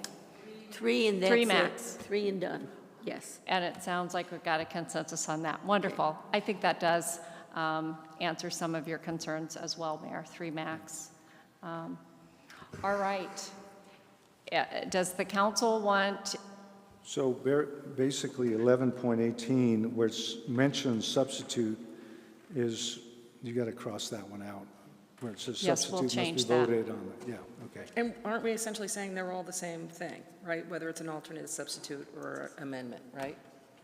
Yes. We're going to have a new rule that says basically that a motion to continue has first priority. All other motions are last in, first out. Regardless of what we call them. Cool. Right. Yeah. And we're going to take away substitute motion and have it simply be an alternate motion. Okay. Is there any other suggestion that the council has or modification or request about motions? Sounds good. This is my favorite part of the presentation where I get to turn it over to Ben. Kathy, go ahead. I just would like to have also a distinction or a definition, maybe, as opposed to a distinction, definition between an alternate motion and an amended motion. She's saying now it doesn't matter. But they're separate items. Yeah, They're separate line it's items. simpler just to, It We does do have definitions currently on alternates and amendments and how they differ. It's not going to matter in terms of the order based on the consensus I'm hearing. Okay. But an amendment is usually germane to the main motion and just clarifies or improves it. And an alternate is so significantly different from the main motion that it's offered as an alternate for the motion under debate. For the motion itself. So that's the, okay, I wanted to make that clear, that that was not just moving on, adding another sentence, another paragraph, another page. Okay, Thank you. you're welcome. So sorry. Can I just ask Sherry one last question? I'm Oh, sorry. Councilwoman Caputi. You did ask this about should all council members be allowed to speak before a motion is made? Do we care about that? I don't know. Do we have a rule about that? There is not a current rule about that. It has come up in a couple of the meetings. Yeah. Sometimes there's a motion before all the council members have gotten to speak, and then the debate becomes about the motion as opposed to just the general item. The council can create a rule on that. I don't know. I agree. It's sometimes it's gotten a little confusing, right? Maybe we should decide. I agree with that. Yeah, I think it is confusing as well, because we do both, and I think we should do one or the other. Yeah. And I think it's better if we do it after the motion is seconded, rather than before. But I'm open to either as long as it's not both. Because once the motion is made, there's more clarity on what we should be discussing.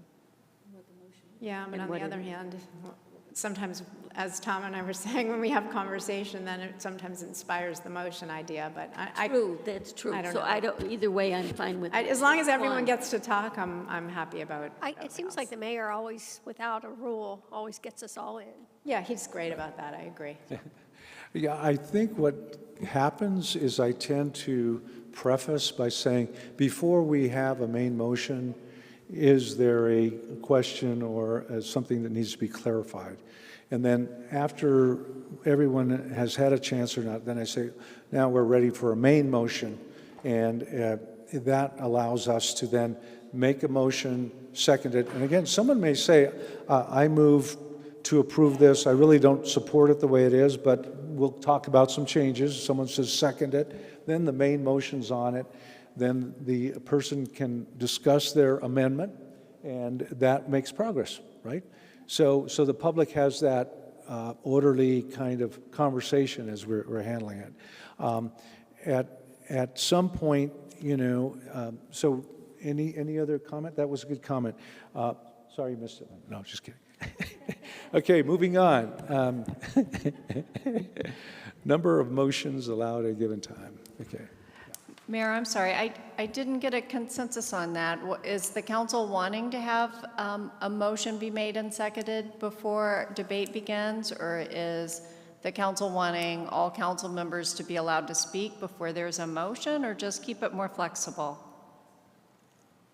Councilmember Millhaven. Robert's rule says you need a motion and a second to speak, but that doesn't really apply here because we have an agenda that's notified the public that we're going to talk about something. So I think it's entirely appropriate for us to discuss it before a motion, because a motion could take lots of different forms. And so I think we can be really flexible about when somebody wants to make a motion. Well, that's what we decided while you were. She said she didn't hear So consensus, we're in so good I was shape there. weighing in. I agree. We're in good shape. Okay, Councilwoman Littlefield. Sure. And that's kind of the order of it. And at some point, I'm going to somewhat call it and say, we're ready for a motion. At this point, do I hear a motion? Great. Meeting management, public comment, applicant.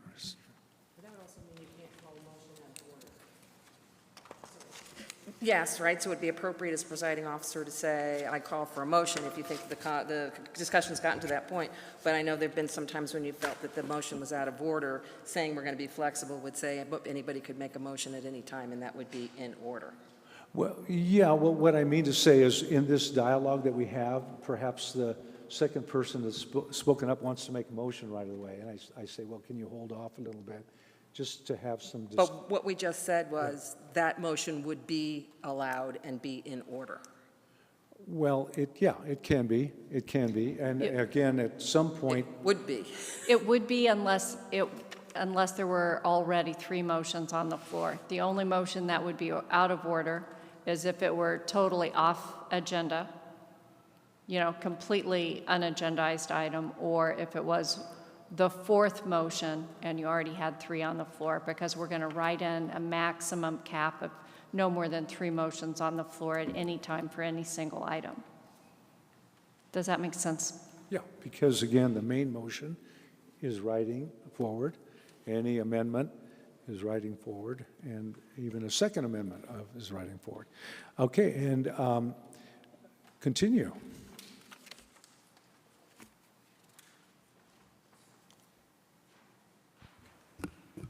Thank you, Mayor and members of the council.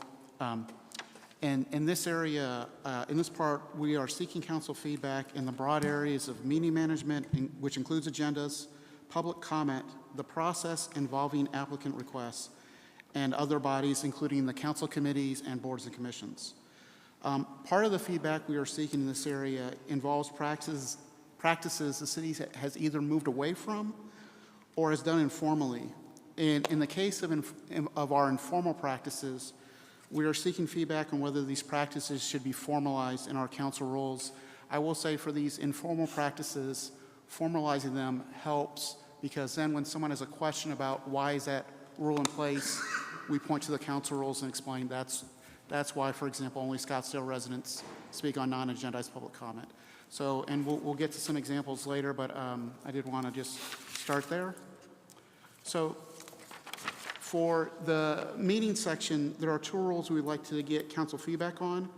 Rule 5.3, which involves when meetings will be held, and Rule 5.6, which involves work study sessions.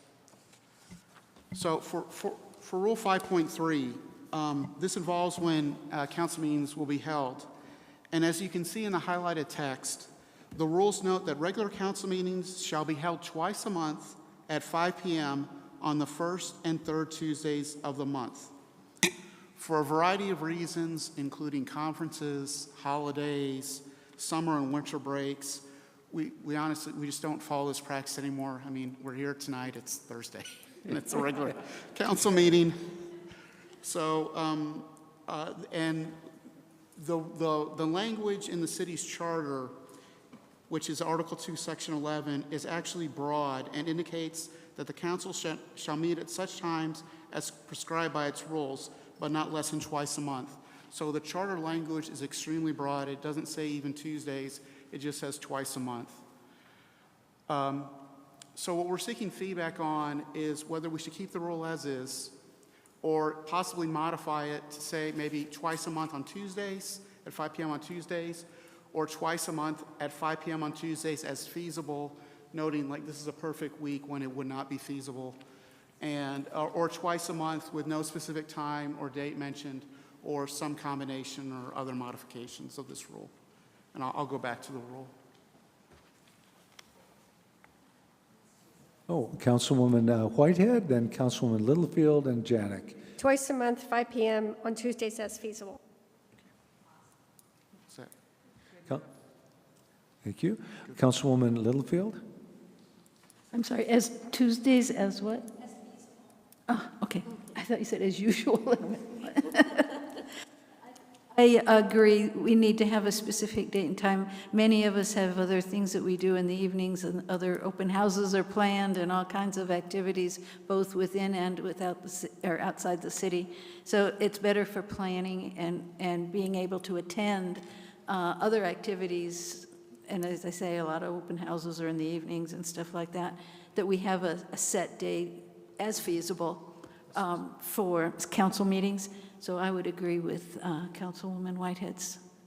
Councilwoman Janik? Also agree, 5 p.m. on Tuesdays as feasible.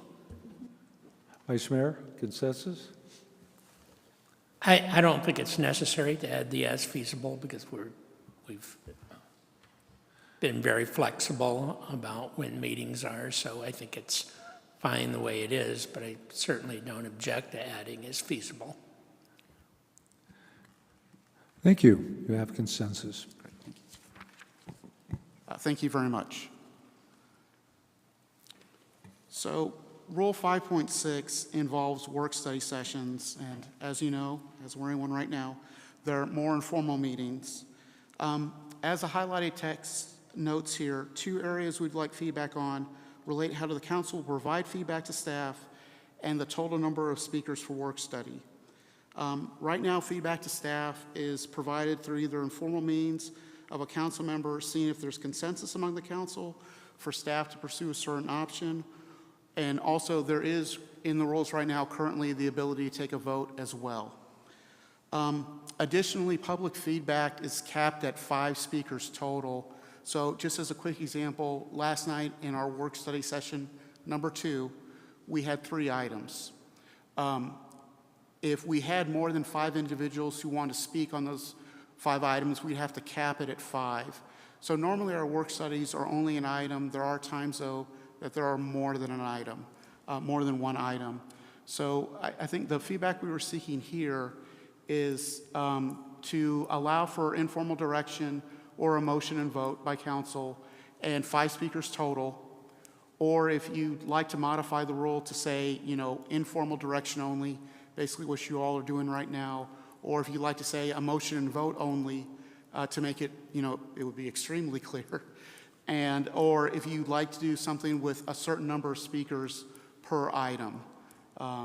So any feedback in this area would be appreciated. Councilmember Millhaven? I'm good as it is, thank you. Councilman Littlefield? Excuse me. I like the 15 minutes, but I would like it per item because sometimes we have 2 or 3 that are important to citizens. And if all 5 speakers are on the first item, then no one can speak on the other items. So I would like to say 15 minutes maximum of 5 speakers per item. Betty? That makes for awful long meetings. And I don't think most of us are thinking straight after 3 or 4 hours. One comment I would make is if we have more than 5 speakers, limit them maybe to 2 minutes. It's a thought. Any comments on that? I mean, it would be then an additional 10 minutes per item rather than 15 minutes. Consensus, you okay with that, or? If I could add, typically, right, if we do a work study, we're going to come back at a formal meeting and take formal action. So when it comes back, then folks will have every opportunity to comment. So I see comment at work study as sort of a nod to public comment, but it's really a chance for us to discuss. People can watch it, they can send us emails, they can come visit with us, and when we take formal action, they can come and then testify at that time. So I'm perfectly comfortable to leave it as 5 per work study. And Councilmember Millhaven, to your point, our current process right now is that if we did max out on the 5 speakers, we would offer the additional speakers a chance to provide a written comment, and we would share that with the mayor and council. Councilmember Littlefield? Okay, I'm fine as long as they have a chance to have their input heard. So let's leave it as it is. Very good. The next section relates to the agenda. And in this section, there are 2 rules we would like council feedback on. Rule 6.11, which involves mayor and council items, and Rule 6.12, which involves the polling of the council. So for Rule 6.11, again, the highlighted text is basically the current process for mayor and council items, whether they're brought ahead of time or at the meeting, is that essentially the action the council can take is to agendize it for a future meeting. And because of the open meeting law, really debate and discussion about the motion being asked or requested can't be discussed because the item's not, especially when it's brought up at the meeting, it's not agendized. And so some options for the council to consider is that we could keep the rule as is or possibly modify the rule. If it was agendized ahead of time, it would allow for some limited debate. If it was agendized prior to the meeting, the clerk would need a certain amount of time prior to the meeting, like 2 days, 2 business days, for example, just to make sure we could get it the agenda amended and posted and meet the open meeting law. Another possibility would be to allow for other options to be built into the process, and this would be more similar to the citizen petition process, where rather than just agendizing it, for a future meeting, the council could ask the applicable charter officer to write a report, or they could take no action on the mayor and council item. Now, I will say, taking no action, that's an option you have now, and you actually all did that recently on a mayor and council item. This would just be formalizing that that's an option to the council. So these are just some ideas we had related to some modifications in this area, and any feedback would be appreciated. Councilmember Millhaven and then Whitehead. I think it's a great idea, to do both of the first 2 points, because that way we're not blindsided. We have some time to think about the item, and the person suggesting it might also submit something as part of the agenda as to what they imagine the conversation would entail or why they think it's a good idea. So I would certainly support those first 2 suggestions. Councilwoman Caputi. Agree.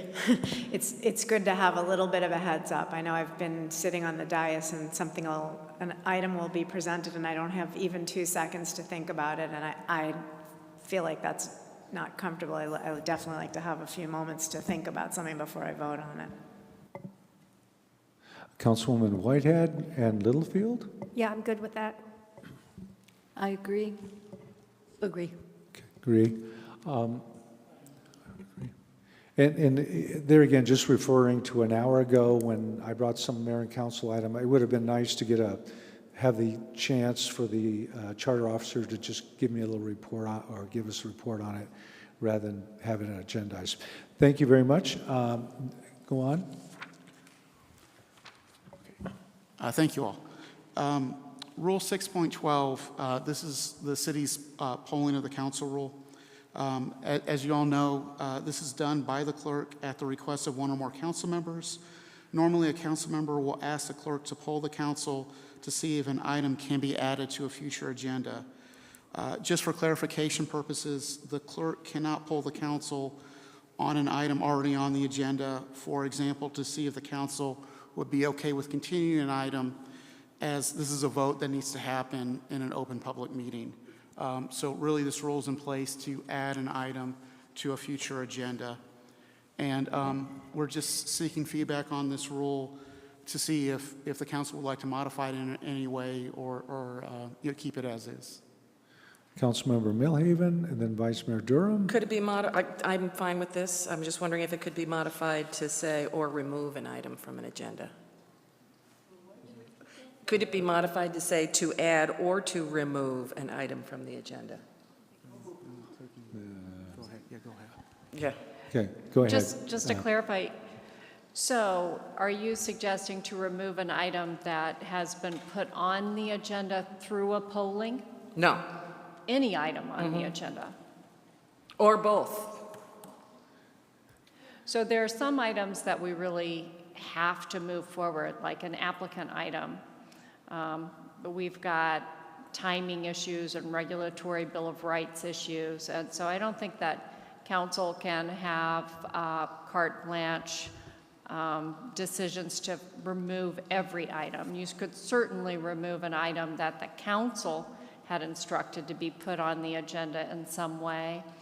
Ben, do you have any other comments on that? I think this is just my 2 cents, but normally when an item's on the agenda, it either needs, to me at least, it needs to be acted on at the meeting once it's already on there. So. All right, then I would say, I'd sort of a little bit of both is, I'd like to then, by 4 votes, we could take something off that we put on.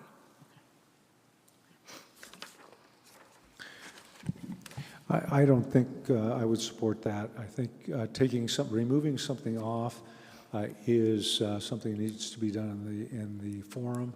And even in a case where there may be an appeal and something may happen where motion may not be made or whatever, that's on the agenda, at least it's heard. That's my opinion, Councilwoman Whitehead and Councilwoman Janik. Yeah, I guess I agree with you, Mayor. I think it gets a little squirrely when we pull things off, and it puts a lot of burden on Ben. I think just be really careful about saying yes or no when Ben calls. Okay, I withdraw. Okay, Councilwoman Janik? And Yeah, I also agree with the mayor and Councilwoman Whitehead. It gets too political when you're trying to take something off. So what's on is on, we deal with it, and that's it. So my vote is keep as is. Councilwoman Littlefield? I agree. Good. We have consensus on that. And, you know, I just want to add one little statement that when there is a polling done, there's a lot of burden on the clerk. And you might want to mention that you try to, at whatever request, you're going to say somebody's polling this, and without being committal, whether it's going to be added on. Can you explain that a little bit, just so that we know we're not putting you in an awkward position and somehow having an extraneous vote when it's just putting a matter on there, not whether we agree or disagree with it. Yeah, no, thank you, Mayor. Yeah, so with the polling, I have to be very careful not to violate the open meeting law. So I have to take each of your answers individually, and I cannot share answers. I cannot tell you who I've already contacted and have not contacted. I can't do that because, again, being very careful not to violate the open meeting law.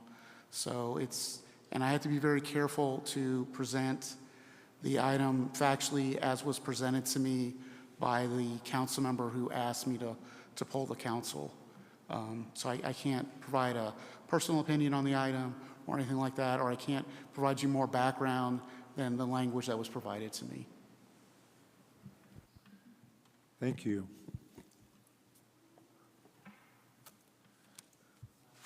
Okay, thank you all very much. Our next section is public comment. For public comment, there are two rules we'd like council feedback on. Rule 7.1, which involves open, non-agendized public comment, and Rule 7.3, which involves the types of agenda items that are eligible for public comment.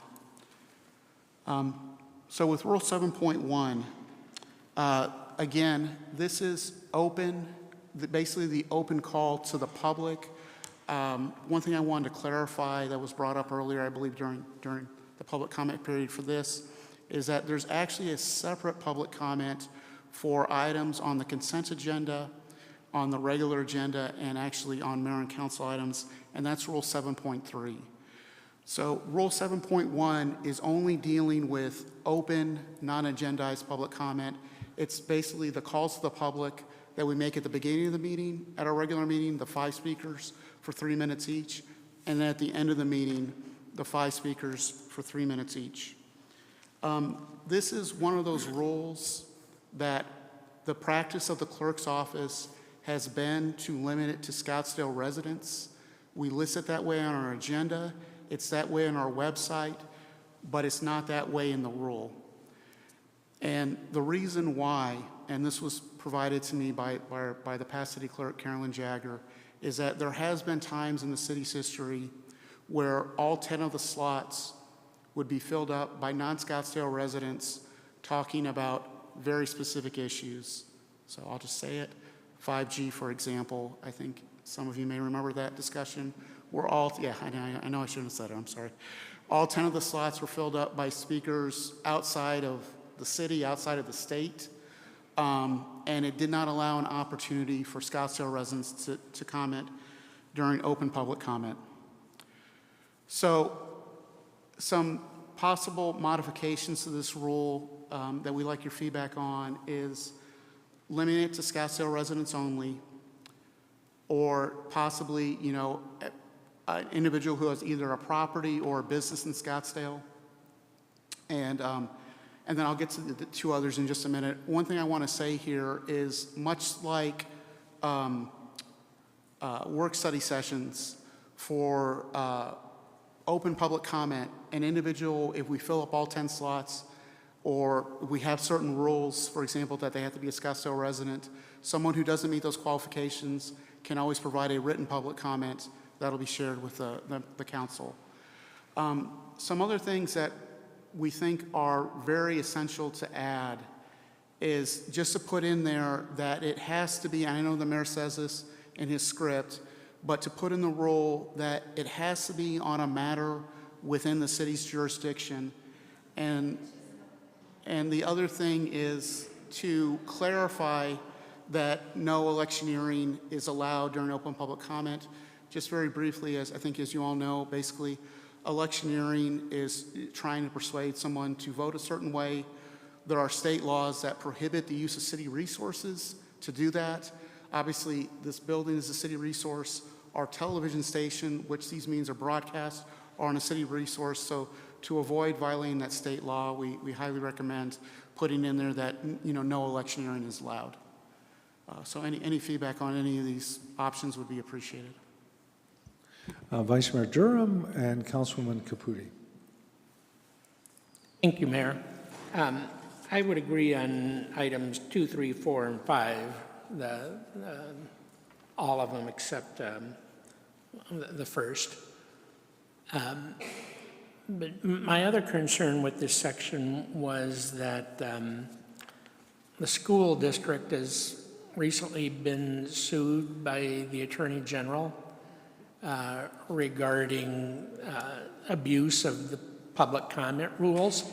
And I thought it would be good to clarify some of the rules that are supposed to be followed, which were not followed in the school district, but which we should be. And I can't remember all of them, but some of them were no interruptions, and we never do that.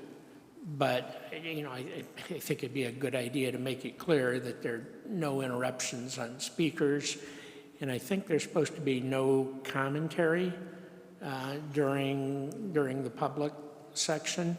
So there were a couple of issues that came up, and I thought it'd be good to look at that and make sure that those rules and protections were put in here so that all of us would know what's allowed and not allowed in the public comment section. Thank you. Councilwoman Caputi. I think anyone who has skin in the game in Scottsdale should be allowed to speak, so resident or business or property owner, obviously, anyone who has a connection to our city should be allowed to speak. And I totally agree with making it very clear, like the mayor did tonight, that it should be a matter that that it's within our jurisdiction. I mean, that tonight was the most perfect example of that. We had a speaker that spoke on something that was not related at all to anything we do on council. And I just think that is very important to put into our rules. It happens a lot in other jurisdictions. I even had a conversation with the city clerk about this, where people will show up for public comment and speak about something that has nothing to do with anything we do. And it's just, I just don't think it's a great idea. So I like including that into our rules. Thank you. Councilwoman Littlefield. I agree with Councilwoman Caputi. Thank you. I think we've got consensus. Moving on.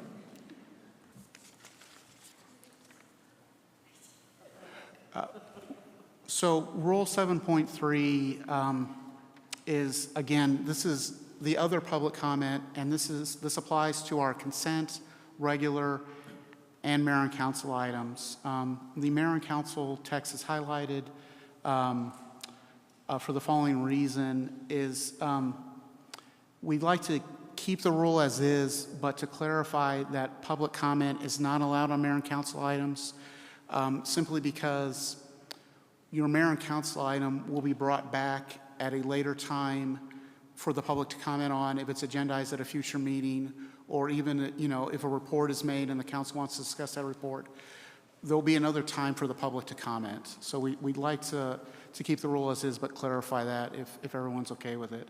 So essentially, it would be removing the highlighted text. Yes. Yes. Great. Thank you very much. And there again, you may clarify on that previous slide where it says citizens, it should just say speakers. Well, instead of citizens, I just want to say, I'll say speakers will be given 3 minutes, you know, and, okay. In my demeanor, I tend not to limit. I just say you have 3 minutes or less, and, you know, we've worked pretty well with even large crowds. Councilmember Milhaven. There have been times, I'm sorry to say, when 90 people show up to speak, and so in that case, I know that we may want to say limit to a minute or 2 minutes. So when we say to maybe given up to 3 minutes, and then you can grant additional time so that it gives you may not want to do it, but it may give somebody the prerogative to say we're going to limit comments to 1 or 2 minutes. Okay, thanks. Thank you. In the old days, they went till 1 o'clock in the morning, and I was there. So yeah, people were given their due time. Thank you. Next. So next, Section 9 involves applicant requests, and in this section, we'll be discussing 2 rules. 9.1 involves the order of the applicant presentations and time limits, and then 9.2 involves the applicant request for continuance. And with 9.1, this is the order, this is the current order of the presentation. So as you all know, it's the staff presentation, then the applicant presentation, and then currently we have it in there, council questions of staff, and then we move on to public comment, and then we get the applicant response to the public comment, and then the staff's response if it's needed, and then a council motion, and then a council vote. And you see the time limits there. The staff presentation has no time limit. The applicant presentation is up to 10 minutes. The public comment is 3 minutes per speaker, and then the applicant response and the staff response are both 5 minutes. So in this role, and I'll go back to it in a minute, but we were just seeing if there are any changes the council want to make related to the order of the presentation or to changes to any of the time limits or any other feedback you all might have. Councilwoman Whitehead? I like it as it is. Agreed. Yeah. I'm more tuned to having public comment right after the applicant, then they're called forward. What was happening is we also had remote callers, and I didn't want to lose them, and I didn't want to, you know, then having them in public comment directly after the presentation. If questions are raised by, or whether they're wrong or right, by the public, then we can also have our questions right after that. And it kind I'm of okay refers with to the that. public. I'm okay with that if you want to Yeah, do so that. that's the way I've been fine. running it, and I Yes, prefer to do it. that's fine. Okay, thank you.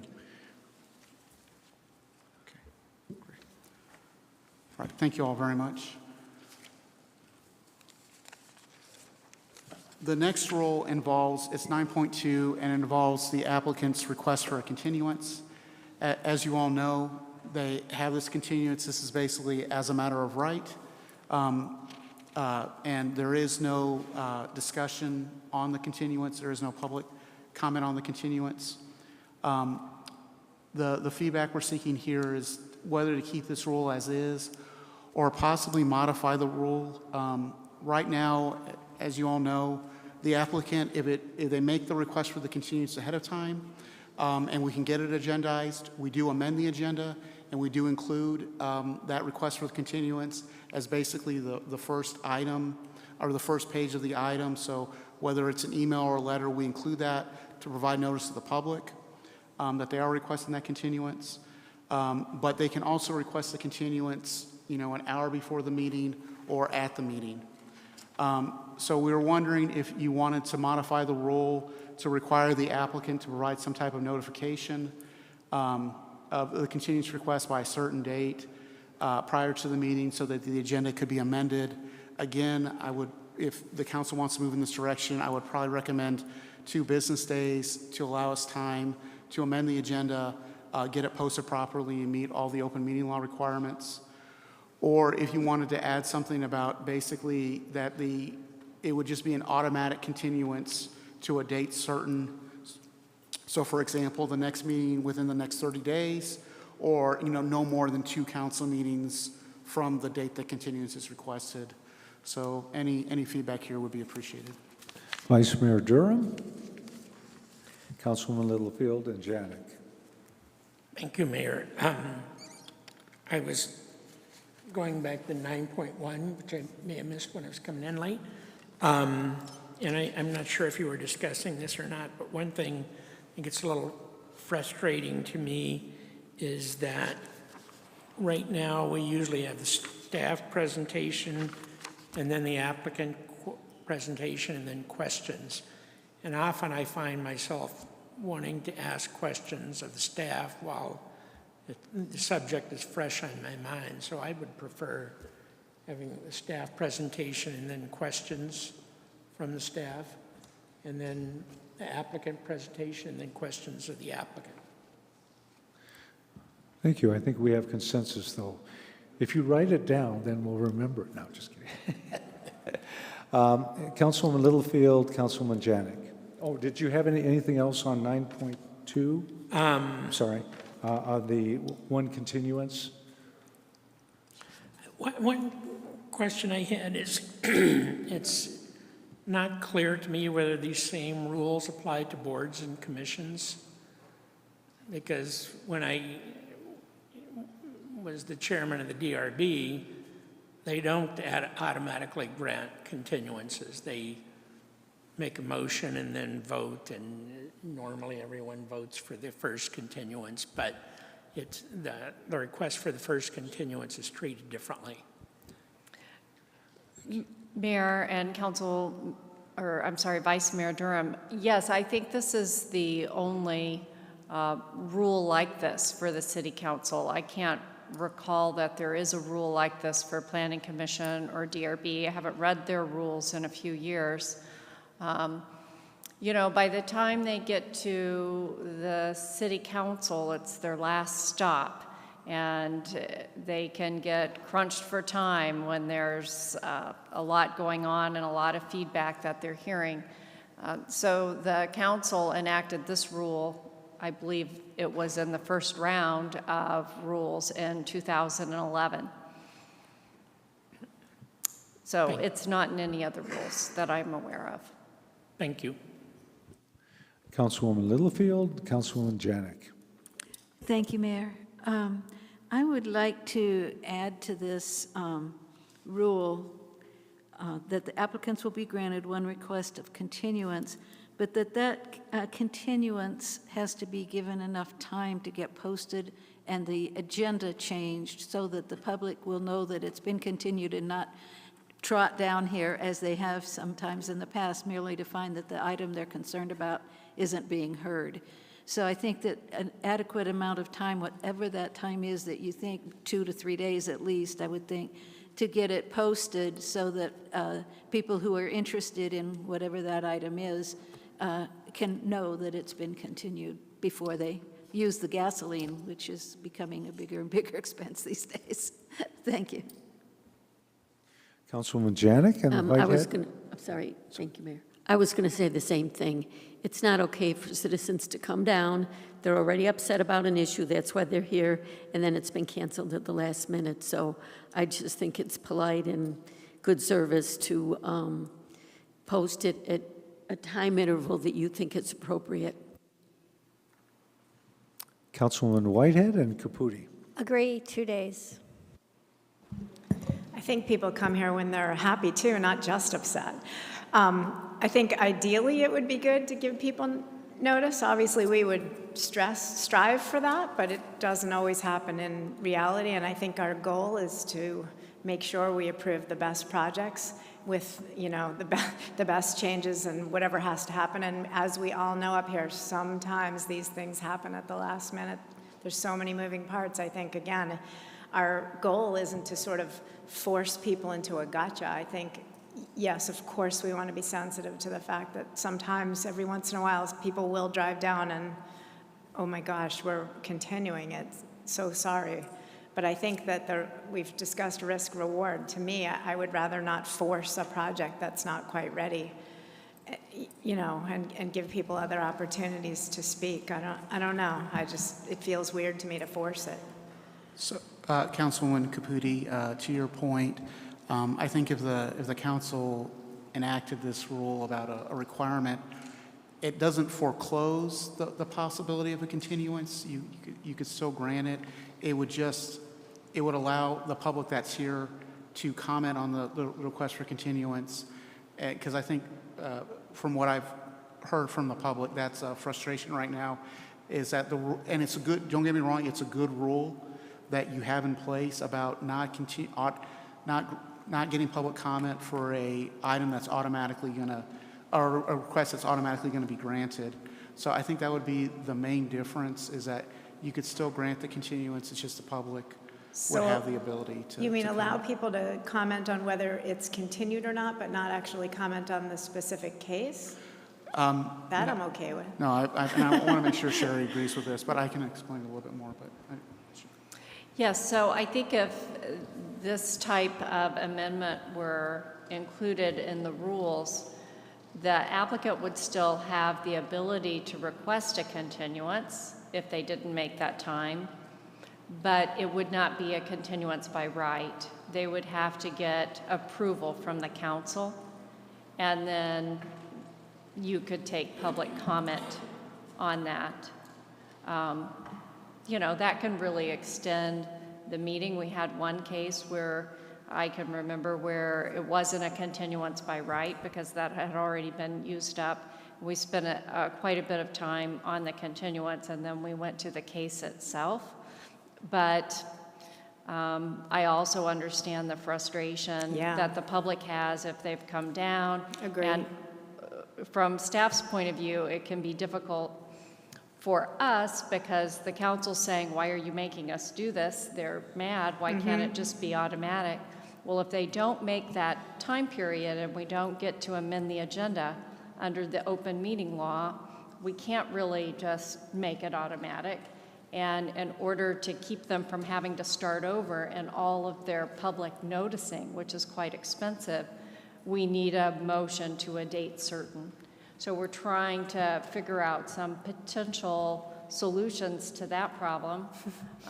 We can keep the rule as is, obviously. We can build in the continuance by right with a certain deadline.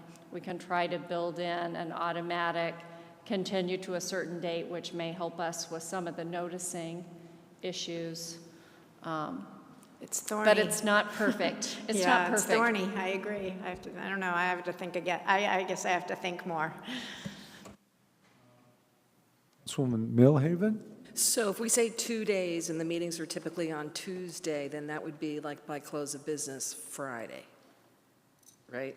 So I would request it be 2 business days. And, So then that would be by close of business Thursday. Thursday. Yeah. Okay. I'm fine with that, right? So that's by right, you just need to let us know 2 business days before. And then in terms of to a date certain, I think we need to be flexible there, because most meetings are 2 weeks apart, so it'll always be typically at least 2 weeks. So I think we should be flexible. Great. I think we're okay with that, and we're proceeding. Consensus. Just another clarification to the clerk. So when there is a request for a continuance, for whatever matter, I will call on the clerk to check our schedule rather than Jim. You know, I say that because sometimes it goes right to planning and it's actually going to have to be modified or reviewed by the clerk. So I will call on you to see how that would work. Thank you. Thank you, Mayor. Our next section is council committees. Only one rule to review in this section. It's 15.9. And this is a report that's generated by the mayor's office on a biannual basis. It's about the external memberships and committees that each council member participates in or serves on in his or her official capacity. We're recommending that to possibly remove this rule. There are other reports, for example, your annual financial disclosure statement, or possibly, the conflicts of interest forms you file with us that would show outside commitments you all have. And so this is a little bit duplicative of other efforts made by the city, and so we were recommending this rule be removed, but would appreciate any feedback. Councilmember Millhaven? The reason I like this rule is we're representing the city in this official capacity, so it's not about that you went to a meeting, but it's how are you representing the city at this meeting. So I see it more as a policy discussion of sharing, sort of what do you do and how are you representing us? So I like this, although I think we've gotten this once since the rule went into place. Okay, other discussion? Typically, and again, I'm just saying council committees, if it's external, I have legislative input, we have a director for water, and there's quite a bit of dialogue and prep on that. And obviously, there's a report we can crank out. And sometimes the reports are on a half year on when the appointments may be for MAG or other areas. So we'll do the best we can. And when I volunteer you, no, just kidding. I'm getting giddy. Okay, here we go. Okay. Very good. So we'll keep that rule as is. Okay. Very good. Thank you. Okay. The last section of your rules involves boards and commissions. In this section, there is one rule to look at, and then two possible new rules to consider. The first rule is basically the mayor or a designated council member serving as a non-voting ex officio member of all boards and commissions. And I know you all are familiar with this rule, and essentially we just want to get your feedback on whether to keep the rule as is, where the mayor or, again, the designated council member could serve on any board and commission as an ex officio member, or possibly modify the rule or remove it. Thank you. Any feedback would be appreciated. Good. Well, I will open comment. So I have attended at least 7 different committees or commissions, and I take it shall serve as being there or being interested. From my experience, at the McDowell-Sonoran Preserve Commission, for instance, where I heard Sonia make a financial report to the whole group, it was very useful to see what kind of dialogue was going on there. Also, transportation and Parks and Rec, I sat through a DR board meeting, and so I take it pretty seriously, and typically, again, I may be upstairs watching it on TV, but I'm usually here and available for that purpose. The acknowledgement is usually very positive. People will say, gee, the mayor's here, and I will encourage them typically on what's happening. Councilwoman Caputi. I have pretty strong feelings on this rule.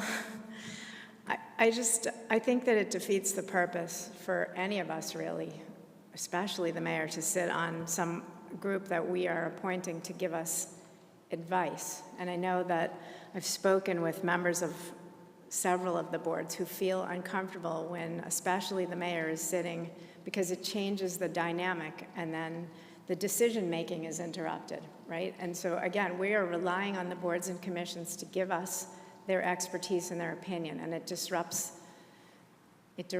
absolutely disrupts the feeling on the boards and commissions. I think we can certainly be involved in what's going on, and I think all of us watch the boards and commissions. I know I dial in and listen online to a lot of them.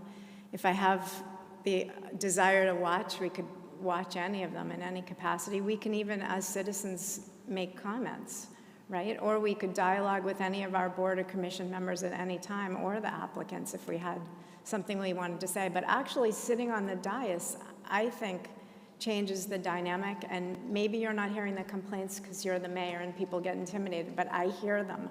And I think it just, I think it makes people very uncomfortable. So I just don't know why we have that rule. And in addition, I know our assistant city manager gave us kind of the history of this, and I think the voters were fairly clear that they weren't comfortable with it either. So I just don't know what the benefit is to having us actually on the dais. But I'd be happy to hear what other people have to say. Okay. Well, so far crickets, but I will say that the tourist and tourism group are very happy to have the mayor representing them, representing the city. Take 10 minutes to greet them or be cordial and thank them for their service. So that's really what the discussion is or has been.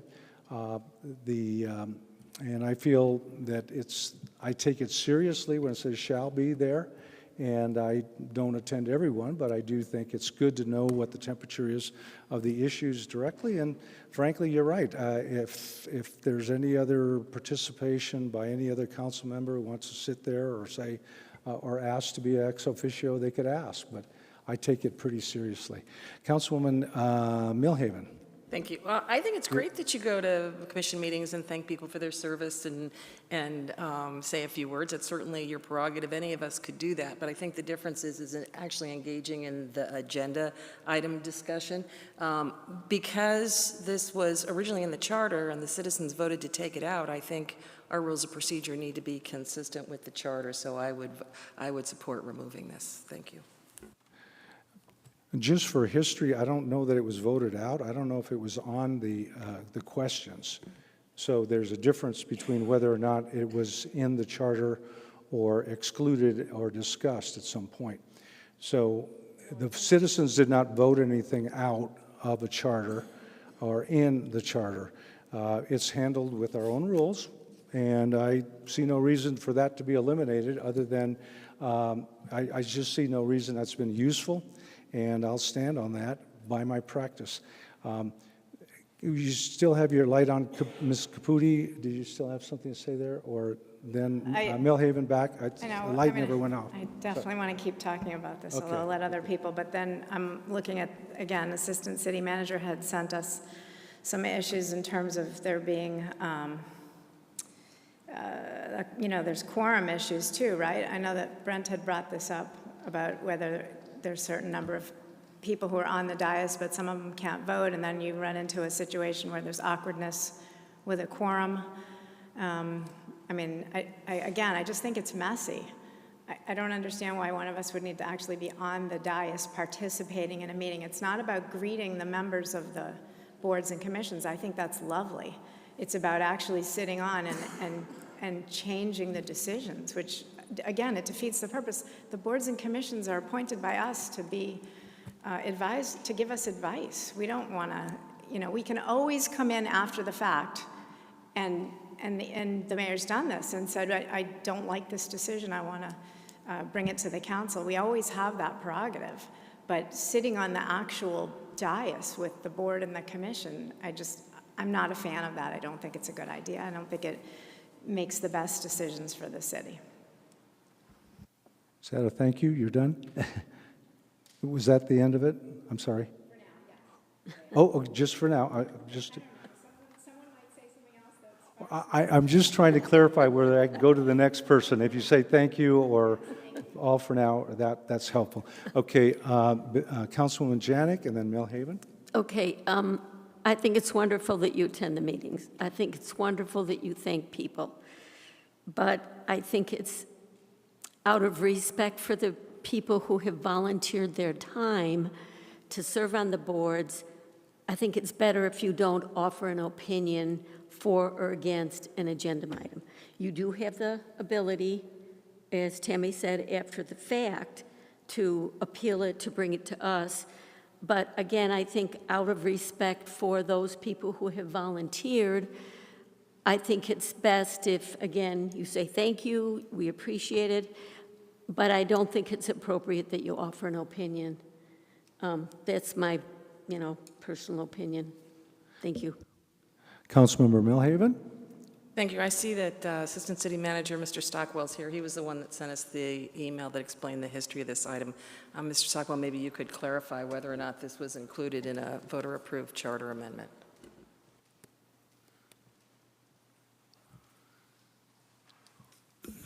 Mayor, members of City Council, in the March 13th, 2012 election, the language relating to the mayor and city manager being ex officio members in Article 5, Section 2 was proposed for deletion as part of Question 3.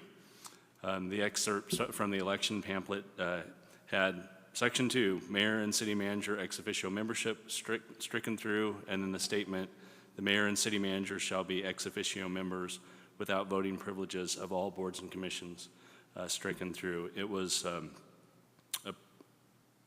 approved, and that question passed almost 77% to 23%. Thank you. I think our procedure should probably mirror the charter changes. Thank you. While you're up there, Brent, was that the only question of all those rules? Because I believe a lot of other rules were all in there. Is that the only question of a charter? I'm just No, Mayor, members of council, there were other questions. There was related to the charter. extensive other items in there, right? Okay. Vice Mayor Durham. Thank you, Mayor. I think I agree with what Councilmember Janik said. I think it's good for you to attend meetings and be involved in the meetings and even participate to the extent of asking questions, kind of raising points. But, out of deference to the volunteers who've agreed to serve, and many of them have been appointed for their expertise, and you obviously have expertise of your own, I think it would be better if you tried to limit yourself to asking questions and not trying, and I don't know how it is you work on the meetings, but I think it would probably be best if your role were more limited to asking questions rather than necessarily driving or directing the results. And I don't know exactly how you work on the commissions. Maybe that's the way it is already. Interesting, and I think I can respond to that. Sure. On one hand, First Amendment freedom of speech, I could go as a public commentator, Right. and I believe, and that's fine. Limiting my questions or what I could question or not is probably not the angle you want to, you mentioned that, but that's not appropriate to limit my freedom of speech if I were making a public comment. Secondly, the question of weighing in, if that is coming to this point for removal of this, again, I took it seriously that I had not only, it said shall serve as non-voting, and I said that directly. I'm not voting on this. And I am an ex officio. I could stand in a corner with a sepulcher, but I wouldn't.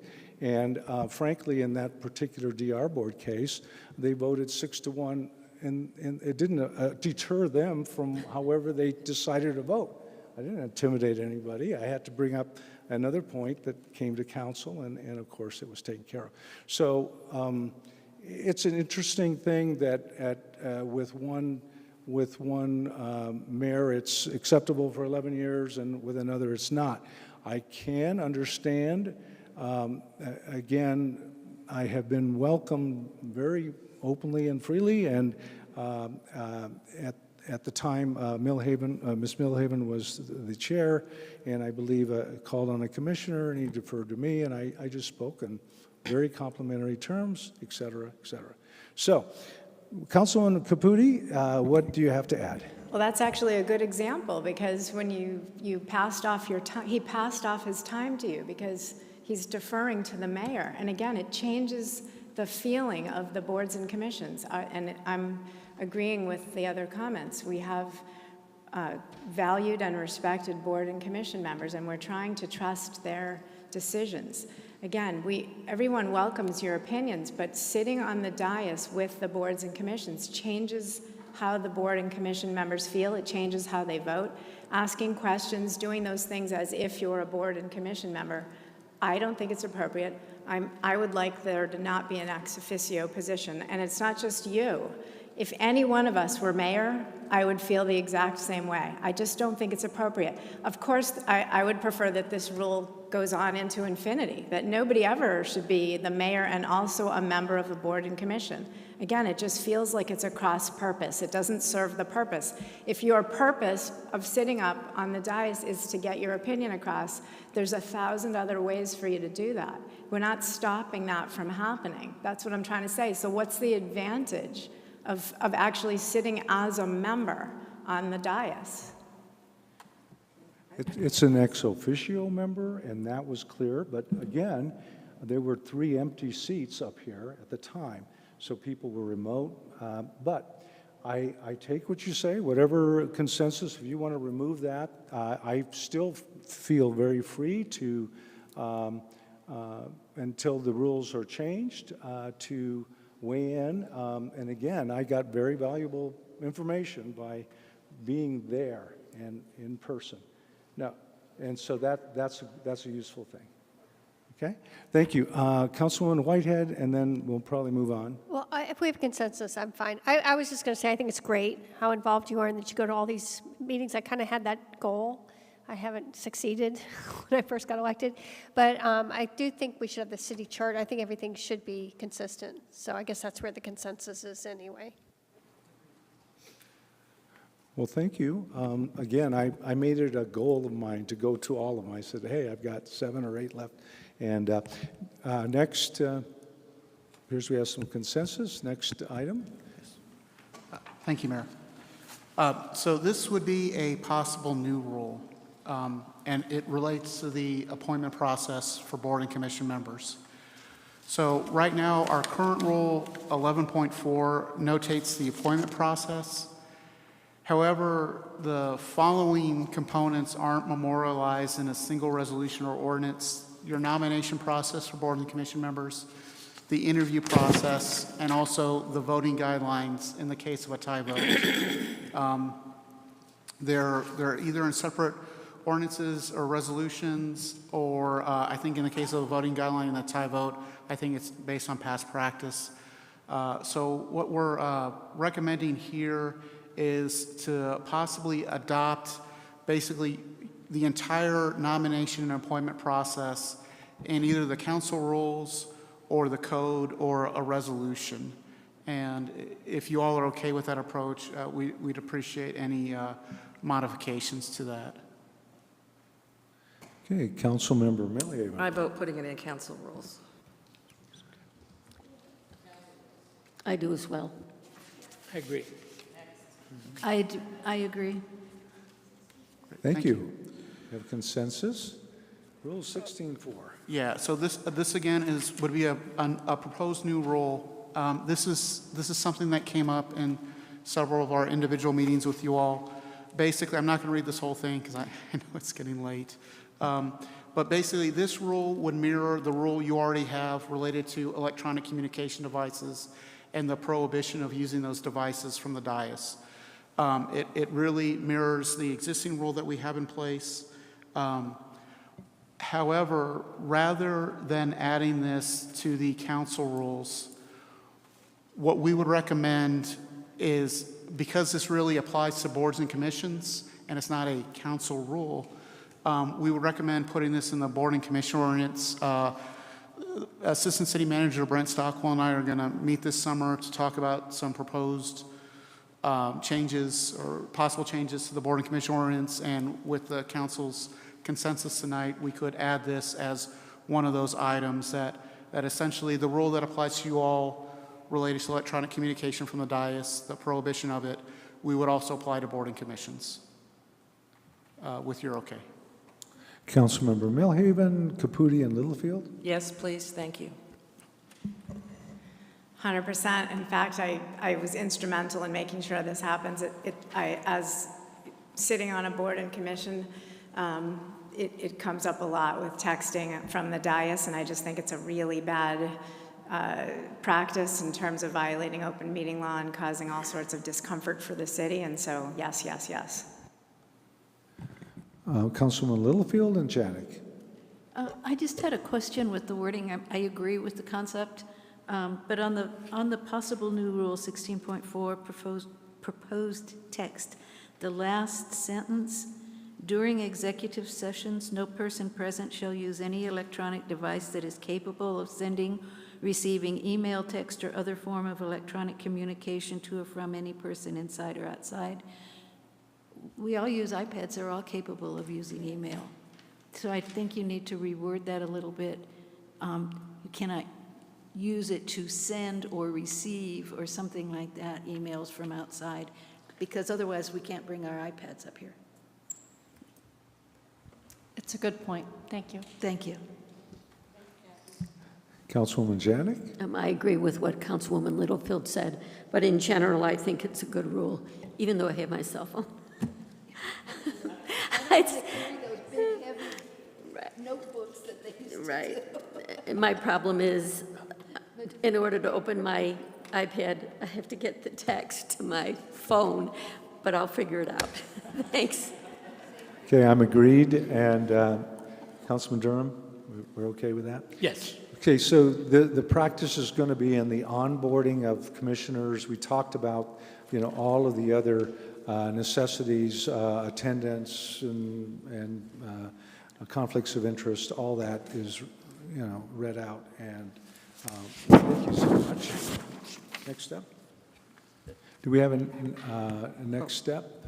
Yes. Oh, yeah. So these are, getting towards the end of my portion of the presentation, these are just some proposed additions. Certain cities and towns have it basically as an item on every agenda that basically the mayor and council can go into executive session for any item on the agenda. We do have, I believe, an ethics rule, Sherry, is that right, that we would limit? Go ahead. Certainly, we do have an ethics rule that the council will limit the executive sessions as much as possible and only move into executive session. I believe the wording is under clear and convincing circumstances or wording, something similar to that. That wouldn't prevent us from putting a possible executive session on every agenda for any of the items. It would still constrict the council that you should only move in if you really, really need to. It's not something the city wants to do all the time or overly freely, unless you wish or desire to change your ethics code. I still think something like this would be okay if it would be useful to the city council. Okay. Yes.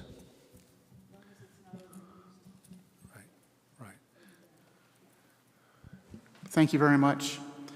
And then, excuse me, yes. Vice Mayor Durham. Oh, sorry. Thank you, Mayor. And would that rule allow you to suggest that it was possibly appropriate to move to executive session if you see that we're beginning to discuss sensitive legal material or something else? Certainly, if I received a question asking for a legal opinion in the public meeting, I would probably give you a very general answer and suggest that if you wanted a more detailed answer, we could potentially recess into executive session to receive further legal advice on that point. Of course, the council would have to make a motion and approve the motion to move into executive session. The awkwardness is then that the public is here in the Kiva waiting for the council to reconvene the public portion of the meeting.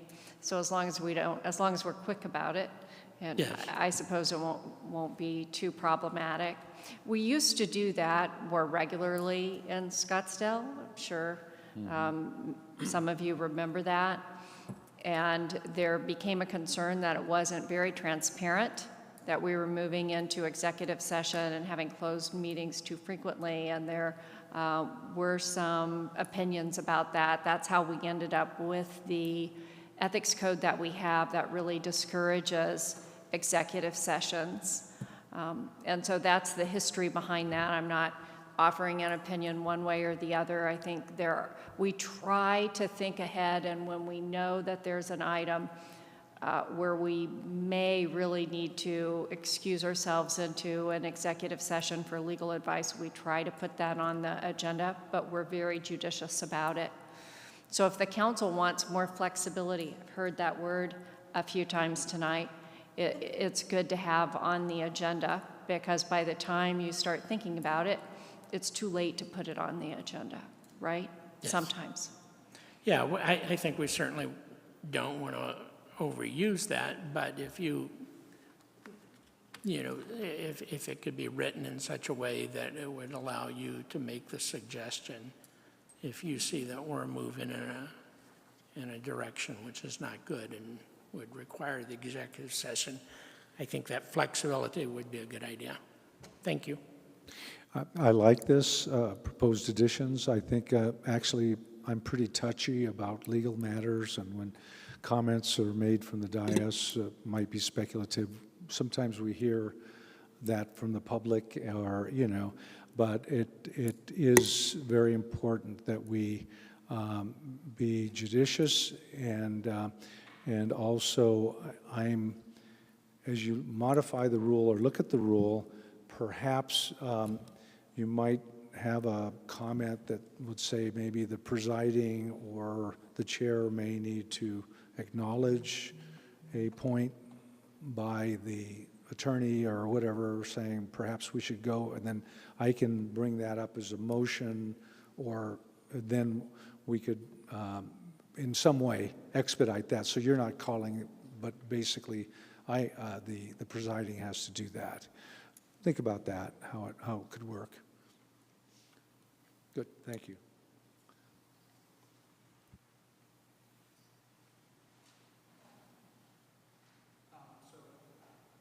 So another a possible addition is a rule which related to limiting substantive amendments from the dais on ordinances.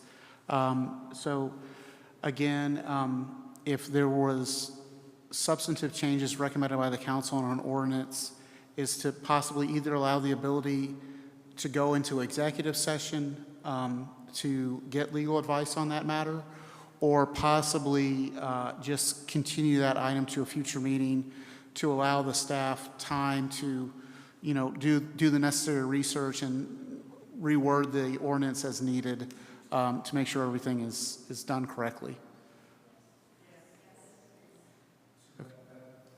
Under the same category, Okay. but just a second part. Good. So, okay, very good.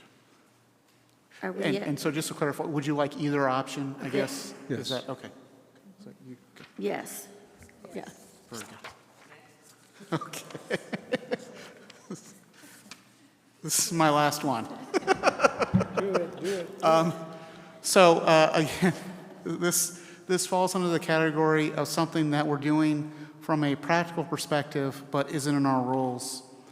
And essentially, right now, the clerk's practice is once public comment begins, so once the mayor says, do we have public comment? If someone showed up to sign up for public comment, we would say, I'm sorry, it's too late. Public comment has begun on this item. That's our practice. We don't have it memorialized in a rule, and we'd like your feedback on it, whether you'd like to adopt it or possibly modify it, or just not have it at all, and basically we would allow public comment till public comment concludes. So, Councilmember Millhaven? The last, I think as long as public comment is open and someone wants to speak, I think we should let them. I agree. Good, and also, in the old days, we had those cards passed down and such, so we get direct notification digitally from you, and thanks for doing a super job on that. Next steps? thank you. Yes, so Mayor, this concludes our presentation, and so thank you all so much for the feedback. And I realize my talking is keeping you from your vacations, so I'll be done. But we plan to bring back revised rules of procedure to you all sometime in the fall. The city attorney and I will work on it over the summer. Thank you all very much. This was very helpful. Thank you. Thank you. Both of you, thank you. Have a great summer. Have fun without us. Yes.